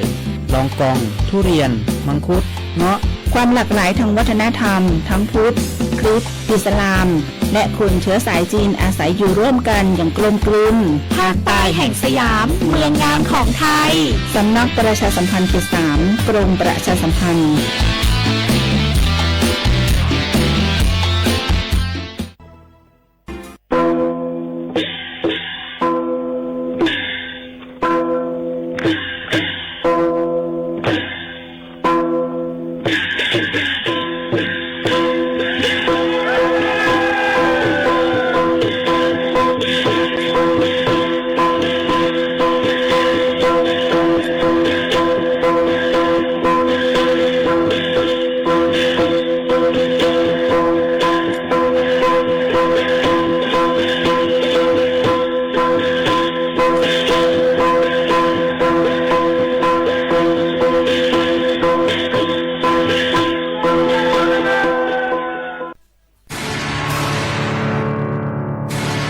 ต้องวงก้นเฮาตัวละเพ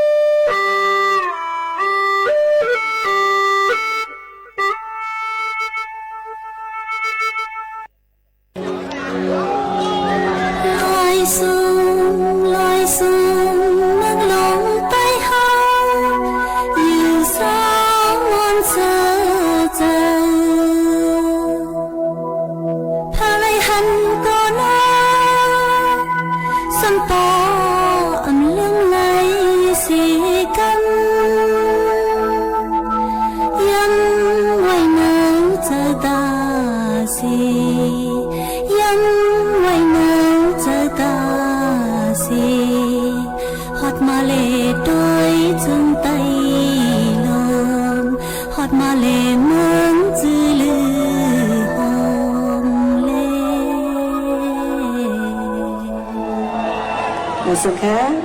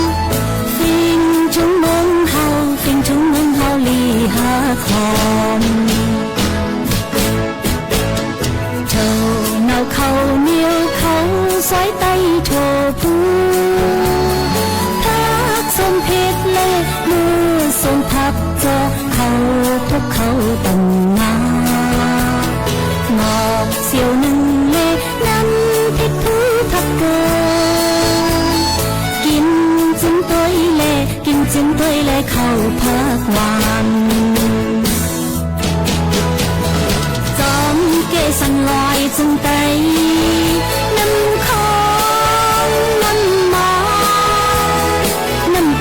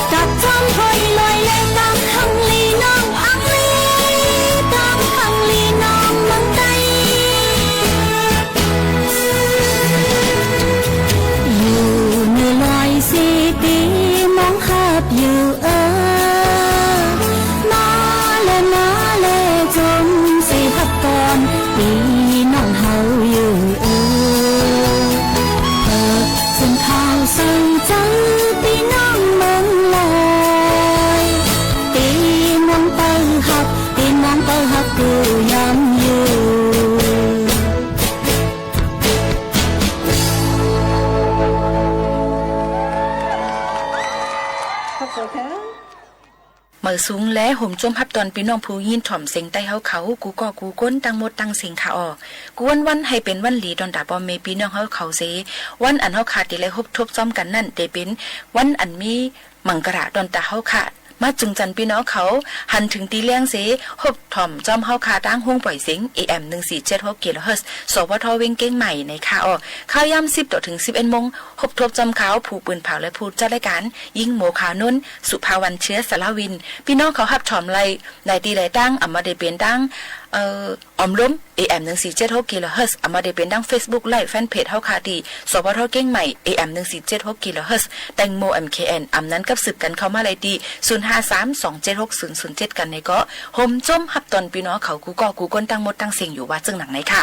พี่น้องเขาค่ะฮาเลงินถ่อมเสียงอยู่ย่ำพองตะเหลวนั่นให้เป็นรองตั้งข้าวยำอันก็จืนเย็นใจพี่น้องเขาเสเมื่อได้แต่เป็นรองสั่งลายๆในเฮาคาอ่อนกัน10ยินถ่อมด้วยปื้นหูตั้งหันและเพ่งความอันหางเฮียนฝากตอนจุดถึงปอแม่ปีๆน้องๆเขานั่นกว่าค่ะ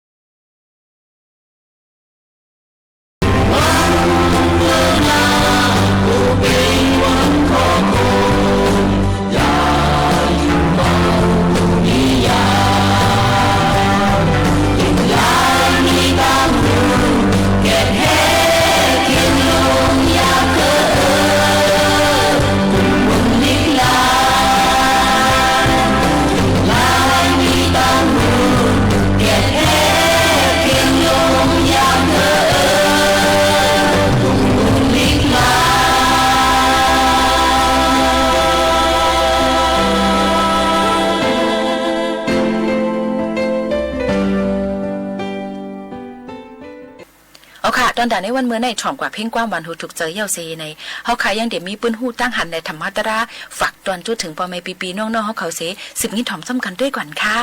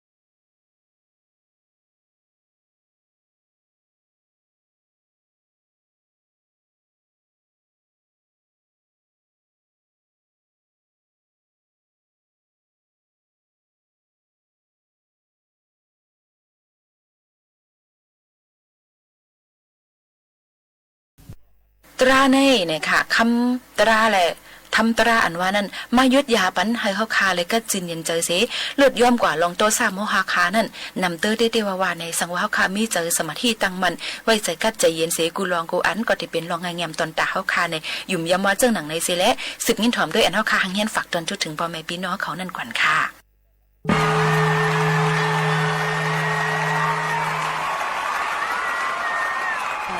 ตัสสะภะคะวะโตอะระหะโตสัมมาสัมพุทธัสสะนะโมตัสสะภะคะวะโต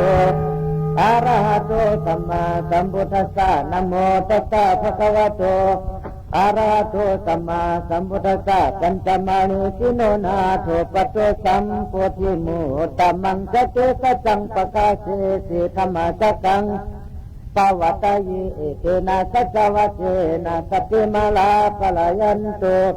ผลตัวโนจยมังกาลังนาถอนว่าพระต่อเป็นเจ้าป้านั้นอันเป็นที่ตั้งที่พึงที่หิงเจวินิยาสัตวาตั้งสิ่งตั้งหลงจุโนเจ้าเกยาสังสมานียังพิทรงพิมันตั้งหายนอปากาสิสีเจ้าก็ได้ฮอเทศนาธรรมจักรยังธรรมจักรประวัตนาสูตรที่ส่วนปาที่สีปัตนามีกตายวันสนตึงที่หิลิงปรานาสีปากาสิสีเจ้าก็ฮอเทศนาธรรมะตลาเมตตาปัญชีสังสัจกญยานอเอเดนะสัจวัจเจนะโดยสัจวัจนะคาถาเนาคาได้ยกย่องกุมุนพระเป็นเจ้าในสัพเพมาลา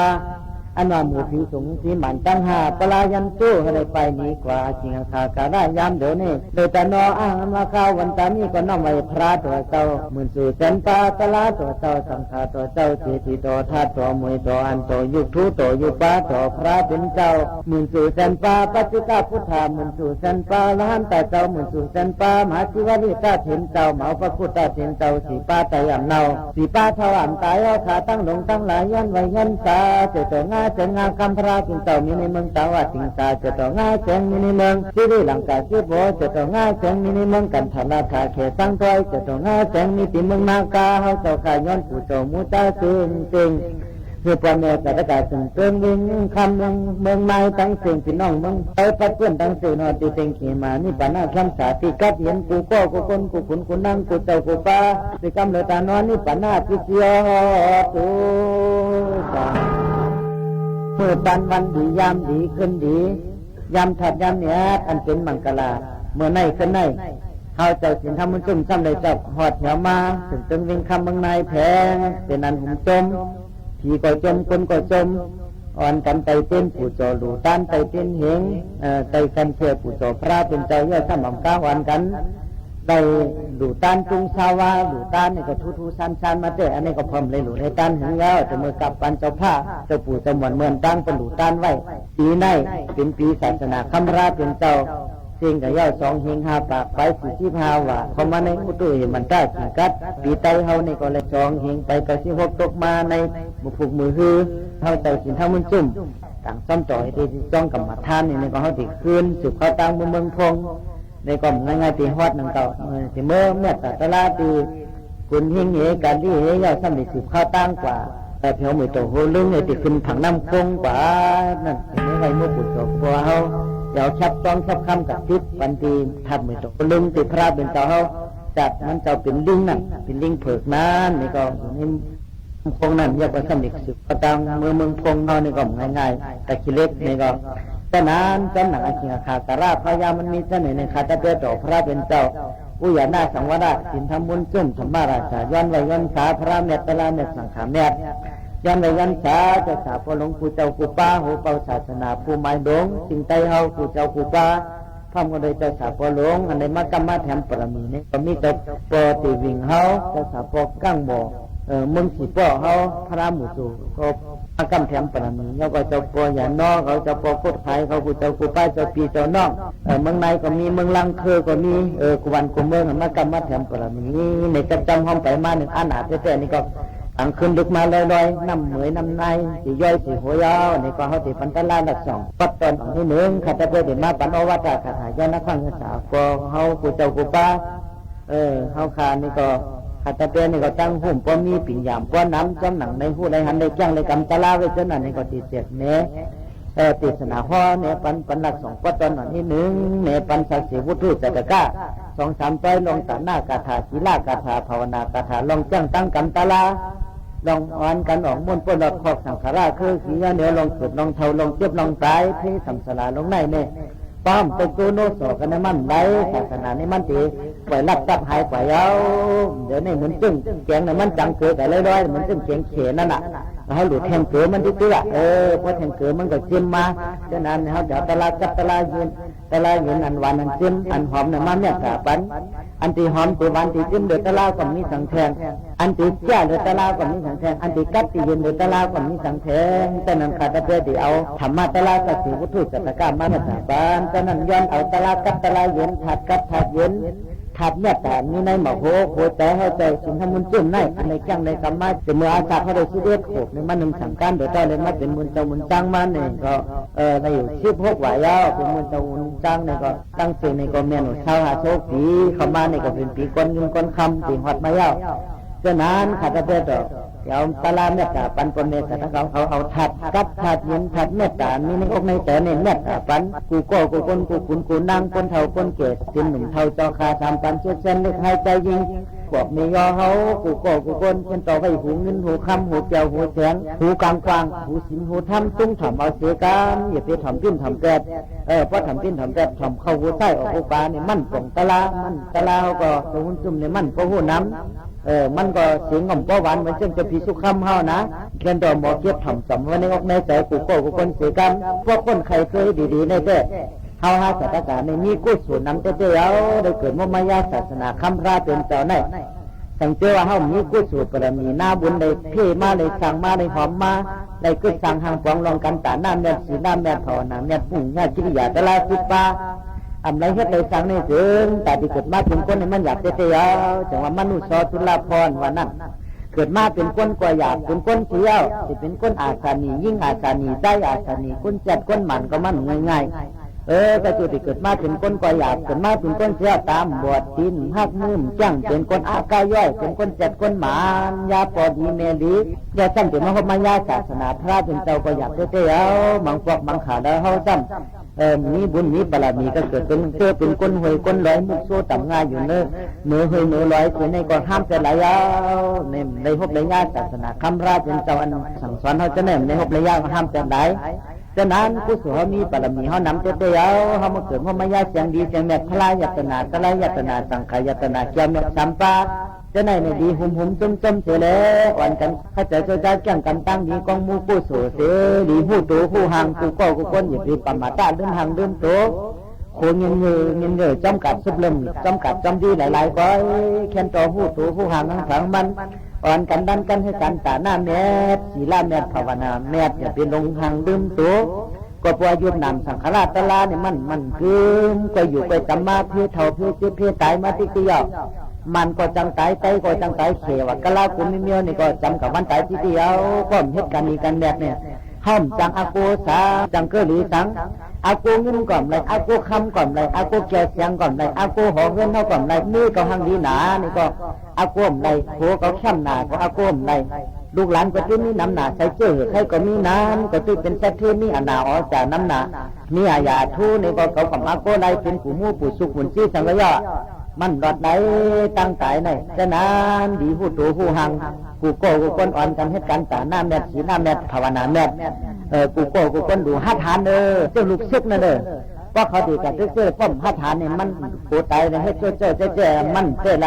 เขาให้จัดการนี่เป็นลูกศิษย์เจ้าพระเป็นเจ้าลูกหัดฐานลองกันตาหน้าหัดฐานลองกันสินศีละหัดฐานลองกันภาวนามดูโกตาหนูจุนาศักดิ์อาบกับตันพระตะไลสังไข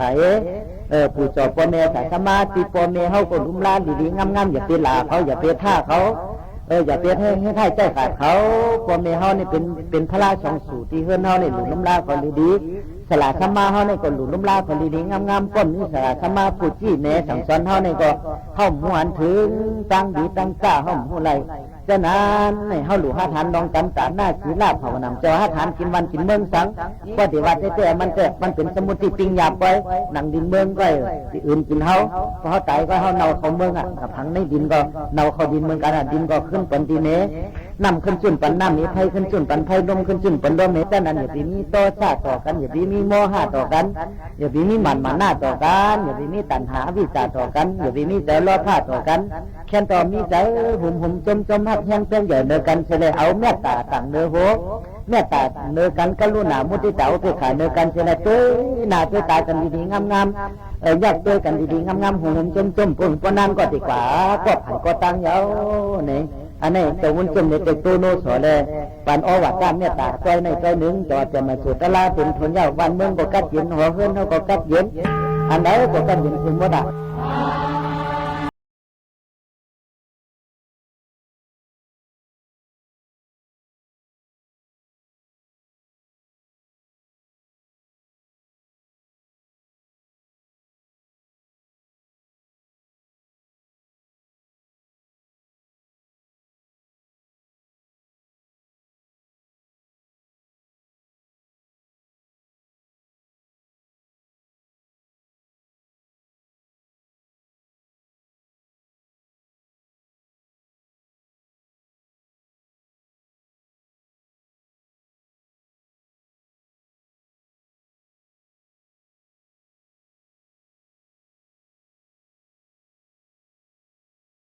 แต่พี่น้องไทยต่างหมดต่างเสียง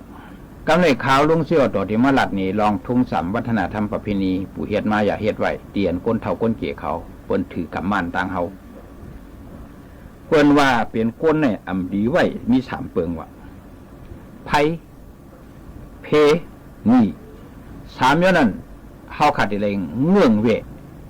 เหมือนเชียงไผเนี่ยเหมือนเชียงเฮาว่าเฮาเตะออกขึ้นออกเยกว่านั้นคนไทยเขาคูปอกกปูว่ามีหมกไผ่เนาะเขาได้ชุมไผ่ไว้ให้กว่าเนี่ยมันไรมันสั่งไม่เขามังปอคนพุทธภาษาเนี่ยไตเตียนให้ได้ไว้ในเขียงพลาวนั่นตั้งเหนือเป็นคาขนาดตั้งตาเนี่ยก็เป็นผักนี่อันนี้ก็ดูได้สติอย่าไปไหวว่าไผ่นี่นะไผ่เนี่ยเหลือให้ไม่มันสั่งกว่าตั้งไรครับเพราะไม่เฮิรนในเปิ่นตั้งไทยเปิ่นห้องว่าสวนป่วนร้อยข้างไม่เท่าไผ่ล่างข้างเดียวอ่ะสวนนี่มันมาส่วนเขาปักปอกนี่นะไปตันไผ่ไม้ปอกหนึ่งก็เพื่อส่วนในมันมาส่วนเขาปักปอกในเสาเฮิรนมันถอดกว่าเขาเลยนะผักเฮิรนใช่ไหมไม่เกี่ยนยันนาใช่ไหมมันเหมากว่าแต่ไผ่เนี่ยปอกเดียวไว้มันเพียวมัดเลยนะอันนี้เปิ้นว่าให้ได้สติว่าลองไผ่เนี่ยสามารถมีคนเฒ่าคนเจ็บปอมเนี่ยเอามาพึ่งเอามาพักยุ่มดีกินวันเฉยในเฮิรนมันในถึงป้อมอยู่นะพอไผ่ไม้เนี่ยก่อยมดฮะปล่อยปลาเงินคำอุกษาเปียเจหีมาเป็น10 ปี20ปีเนี่ยกว่ามดฮะอันนี้ก็เป็นให้สติว่าเพเนี่ยกำเนี่ยเพเนี่ยหมายถึงว่าภัยอันตรายเหมือนเช่นว่าหลักความกว่าก็ได้สั่งอำถูกถูกใจก็ได้สั่งห้ำถูกถูกใจเปิ้นก็ได้สั่งซึ่งเนี่ยดูได้วางปล่อยเพราะห้ำวางปล่อยนั่นเมื่อโตซาเขาออกไปน่ะพวกมันตั้นมาได้เขาตั้นแต่เสียได้พวกเราเหี่ยมกันพวกกันได้ก็มีกันนั้นกันอะไรมาได้เมื่อว่าเขาก็ว่าเมื่อวันไหนสิงเขาอยู่หู้โตข่มหูห่างเขาหรอพวกคนนั้นสมเหมือนเฮาน่ะมันหลักมาคนนั้นแสดงว่ามันถึงมาเฮ็ดมือเฮาจากลำนั้นหรอวายมา10 ปี20 ปีมันมาอยู่ไกลๆเอากองเล็บปันเฮาเมื่อกลางทำงานขึ้นแต้งมันเฮาป้อปันเฮาเหี่ยมมันเฮาเนี่ยสิงอันนี้มันอันตรายย้อนนั้นเขาเป็นคนมีขอบโคอยู่ในเขาอยู่ก็เรียมอะไรฮะเหลือยาเสยาหันตาเขาอุปกนะยาเสยาหันตาในเขาอยู่ในทำในหัวเขาอยู่ก็เรียวอะไรเด็ดก้นเขามาเรียวในอยู่อะไรเขาหลวมมีลูกมีผัวมีสังคมอยู่ซ้อมในวันในนาอยู่ซ้อมกันนั่นแหละเหมือนเช่นว่าเขาขาอยู่วันไกลเฮิรนเคียงกันถูก1 อีพิษ1 อีนั่นเขาขาดได้ปวดร้องควางปล่อยปันเหมือนเช่นว่าลูกเขาใกล้เอาควางอาทิมได้ชนเขานั้นก็ลูกเขาไม่เฮ็ดหวยให้วากนาเฮือนเขานั้นไก่เขากับลักกินของเขาหมาเขานั่นมาคบแมวเขาซากว่าตังเสียงลูกเขามาหลาลูกเขาหลาลูกเขาอีหังก็ดีพวกมันเปลี่ยนในมาเพื่อสิ่งเขาจะได้เกะไขให้มันถูกต้องเพราะไว้พฤติการเพื่อสิ่งเฮือนนั่นในเฮือนห้ามซ้ำกันมีเฮือนหัวไหนมันจะเฮือนขาดเขา10 ปี20 ปีตัวซากในเขาอยู่กันนั่นพวกเขาเลยห้ามรักต่อกันพวกในสิ่งกว่าสักอย่างตามมาแข่งสักอย่างนานเลยมันอยู่หยาบแก่ๆตัวสาวไปน่ะก็หนูว่านกินเขาเสือไอ้เรื่องว่าหนูว่านกินเขานั่นจอมมีตัวเขาไว้เหรอ ปอเฮาเมเฮาน่ะลูกเขาล้างเฮาซินั่นน่ะคำหู้ลองซินั่นพวกมันใครเฮ็ดเพิ่นมาเฮ็ดตีลูกเขาซินั่นเมเฮาซินั่นผูเฮาซินั่นหลานเฮาซินั่นดินเฮาซินั่นของอุกษาเปียเจเฮาซินั่นหมายถึงเป็นเพศหลายๆค่ะซินั่นป้อมหยุ่นซ้ำด้วยค่ะโกนก็ได้ตั้งกว่าแก็บเอาตั้งต่อสาวโมหะป้อมเส้นซาลีนะให้มันหลีนั่นเพิ่นเฮ็ดด้วยค่ะสุนตัวหรือว่าสุนลมเพราะสุนตัวนี่เฮาเย็นกันเอาไรขนาดเพราะสุนลมนี่มันได้สุนลมเนี่ยเชื่อศาสนาที่ไล่ไปกรรมของนั้นปวงมากิเลสสิสมเฮาหลุดได้ปกป้องอันนี้มันเป็นทางสุนลมนี่มันช่วยตาเฮาก็เร็วขนาดนะเพราะสุนตัวนี่มันมีนั่นตานอาภัยหรือว่าปล่อยว่างปันกันก็ให้ปล่อยว่างได้เสียกรรมเพมันเต็มนำค่ะซ้ำด้วยค่ะเหมือนเชียงเฮาว่ามีเขามีพักมีของกินเฮาอยู่เฮิรนจำกันนั่นเอาไก่ปันมันฮะเพราะไก่ปันเขาหามาปันเฮาก็นะเพราะว่าใหญ่ใส่สูตรห้องเขาว่าใหญ่ใส่สูตรห้องเขาก็อยู่เฮี้ยมกินจำกันได้ป้อมหมอเฮ็ดในอาขามตันนามือในเมสางเขาป้อสางเขาเพิ่งสู่ใจด้วยลูกด้วยหลานอินด้วยเห็นด้วยด้วยพื้นด้วยพระอินหน้ามันเอาแต่มาด้วยปันเฮานั้นกรรมเนี่ยพอสร้างกันน่ะดีใส่เพิ่นมาโซนเฮาดีใส่เพิ่นมาแหมเฮาดีใส่ของเฮาหายก็ห้อมละต่อกันแล้วเขาพิษกันลูกอันนี้เปรียบว่าเพหรือว่าไพไทยตั้งไทยเขาหังไพตั้งห้องว่าเพมันใช่ชินโฮเพเลยนะเพเนี่ยเพอันเดเลนั่นอันเดเลอันตรายนั่นนะอันไหนอัมลีไหวคนเท่ากูบอกว่านี่กำเนิดสองว่าเพไพนี่นี่ไหนคนกำพังได้เหมือนคนนี้พวกเปิ่นปันเอาทิกเต็กว่าเป็นคนเมาเหล้าหรือเมายาหรือกล้าขายหรืออำนั้นตัวไพ่ซุ่มเลยใช่ไหมตัวเปิ่นไปปันนั้นมันพวกหายันหยิบเปิ่นพวกเปิ่นปันจะลำแทงแสดงว่าถุงนี้มันถี่เย่าจะโลแทงเอ็นมันต้องมาย้อนเขาขึ้นพอย้อนเขาขึ้นแหลมไรเขาก็ดีไอเปิ่นเปิงหนึ่งสองมันจะพิษกันแทงเปิงหนึ่งย้อนนั่นแหละเขาเปลี่ยนโกนนั่นให้พออยู่พอกินเขาถูกไรมีมันจะมีเขาถูกไรผ่านมันจะผ่านเมื่อผ่านนั่นก็ไว้ใจเสียนาดีๆว่าเขาจะเฮ็ดตอนตาลูกเขาเมย์เขาป้อเขาตัวเขาอย่าเปียกลุ่มไม้แข่นกันล่องผลล่องเมย์โกนเขาขนาดอนาคตนั่นสู้ตัวใกล้มาแขนผูกแขนเมย์ใช่ไหมมันไม่เป็นเพศอะไรค่ะใช่ไหมแขนผูกแขนเมย์เนี่ยมันจะได้ว่าแขนอะไรมันไหนแขนใส่ก็นั่นแขนใส่ก็ไหนน่ะผู้หญิงหมังก็ในแขนโพเดะด้วยนาผู้หญิงอินก็ถึงไรคนชายหมังก็ปนมาลัดตัวเมย์อินก็ไรไอ้จงปนมาลัดอีหยังมันเนี่ยมันพวกแขนอ่ะกาบานปานเมืองมาเดี๋ยวนี้เองแขนน่ะมีโทรศัพท์มือถือพอโทรศัพท์มาเสียงแต้งเป็นไรมาเรียกมันเป็นเผอมันเรียนจู่กันมันเห็นนั้นที่ไหนค่ะว่าเป็นไหนมาว่าไหนสิ่งโผล่ว่าอยู่ไหลเมื่อก่อนอยู่ไหลหรือให้แปดกันป้อกันแหมกันอุกษาเปียเซห่มป้องกันมา3 ปี 10 ปีนี่แหละมันก็ต้องได้เสียกันพ่มเสียกันเราต้องได้พิษกันว่ากันน่ะย้อนในเปิ้นสองว่าเพไพนี่นั่นอย่าไปเฮ็ดว่ามีแขนผูกแขนเมียนั่นดี5ดีพอเขาแขนพอหักผูเขาหักเมียซะนี่1เขาเป็นคนซ้ายเขาลูกกว่าหาเงินหาคำหาอุกษาเปียเซมาปั่นเมียเขาอะไร1อะไรป่วยเหมือนเปิ้นได้นะวางแผนขอบโคเลยซื้อคนซื้อรถซื้อกาได้พวกจะพวกไม่แข่งกันนี่มีรองหังล่อตามืนมีไตมือเนิมกว่ากินเหล้าเมายาเล่นเรื่องเอาการพวกเฮ็ดวันอยู่3 วันทำกลุ่มไม่แข่งกันลูกทอดออกมันเจอการคนดีนะเส้นนี่นะก้นกูปอกให้ปนว่าอย่าไปเฮ็ดว่ะเส้นนี่นะพอหักลูกหักเมเนี่ยเขาดูเฮ็ดกันนะเขาเลยแข่งซ้อมเวลาแข่งซ้อมวันแข่งคนอื่นที่เขาแข่งเขาเค้พวกนั้นก็อย่าไปอุบเขาดูเฮ็ดเตะปนว่าซึ่งไหนย่นเร็วจังว่าเพไพนี่นั่นมาเมียนั่นดูไรไหวอยู่มาเมียนั่นอย่าไปไรไหวนี่ปนว่าซึ่งนั้นเนาะคำในคำที่มาลาดนี้ว่าดีให้ดีต่อยว่ามี3 โยพาผมมอตั้งหลวงดีเอาต่อยกันเลี่ยนกล้องแจ้งเหมือนเชียงเสียงเหมือนเชียงมองนั่นวันใส่กินตั้งหลวงเส้นไหนก็ดีเอามาต่อยกันจับกันให้เชียงเสียงนั่นลิ้นนั้นเขาอยู่เนื้อมันนั่นไหนก็เอามือเขาต่อยลิ้นปากเหมือนเชียงกวางเชียงสังนั่นนะดีเฮ็ดว่ะซึ่งในมีกลุ่มกุ้นหมุนเงาเหนือเขา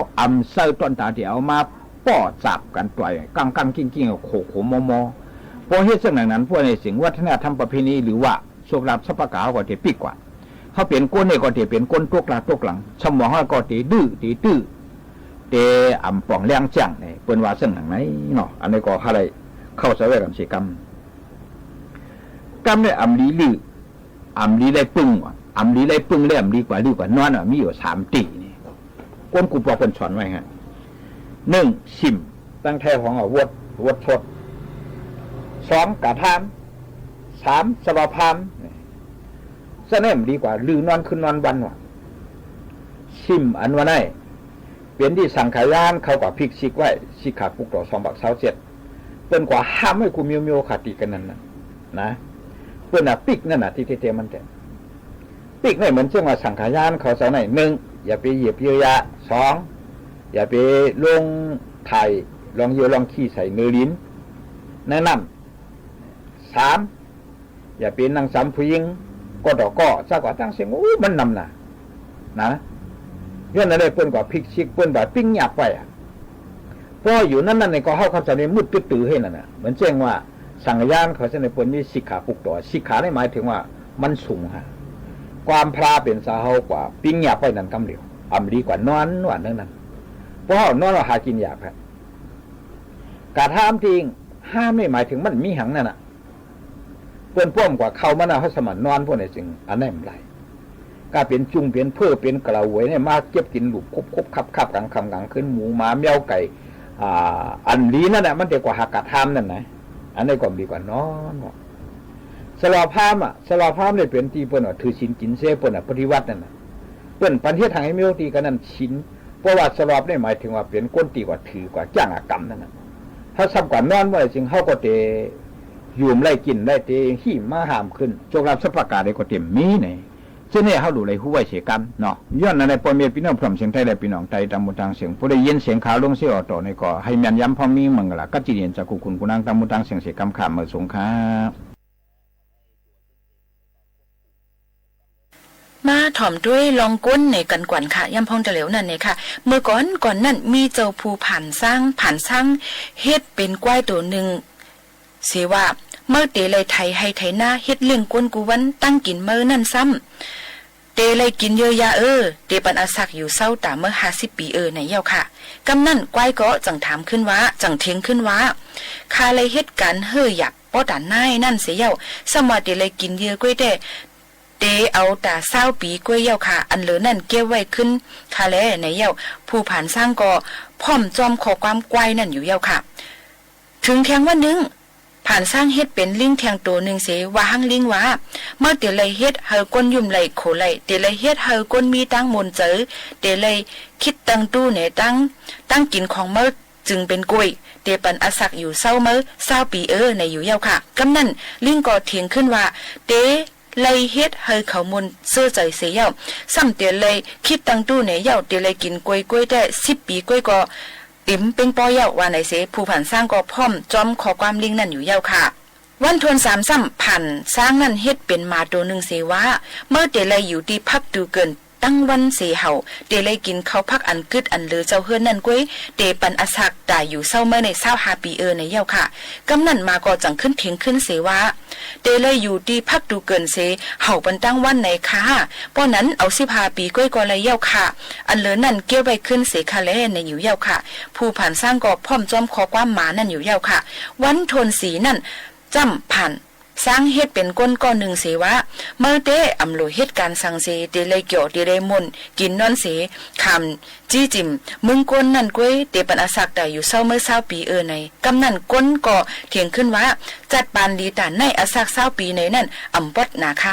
5ผู้ผ่านสร้างก็เย็นอยู่อำตักเสียงสั่งกำนั่นก้นจังลาดตีผู้ผ่านสร้างนั่นว่าเฮ็ดในอำลีคา5ก้อยสัมปันขึ้น30 ปี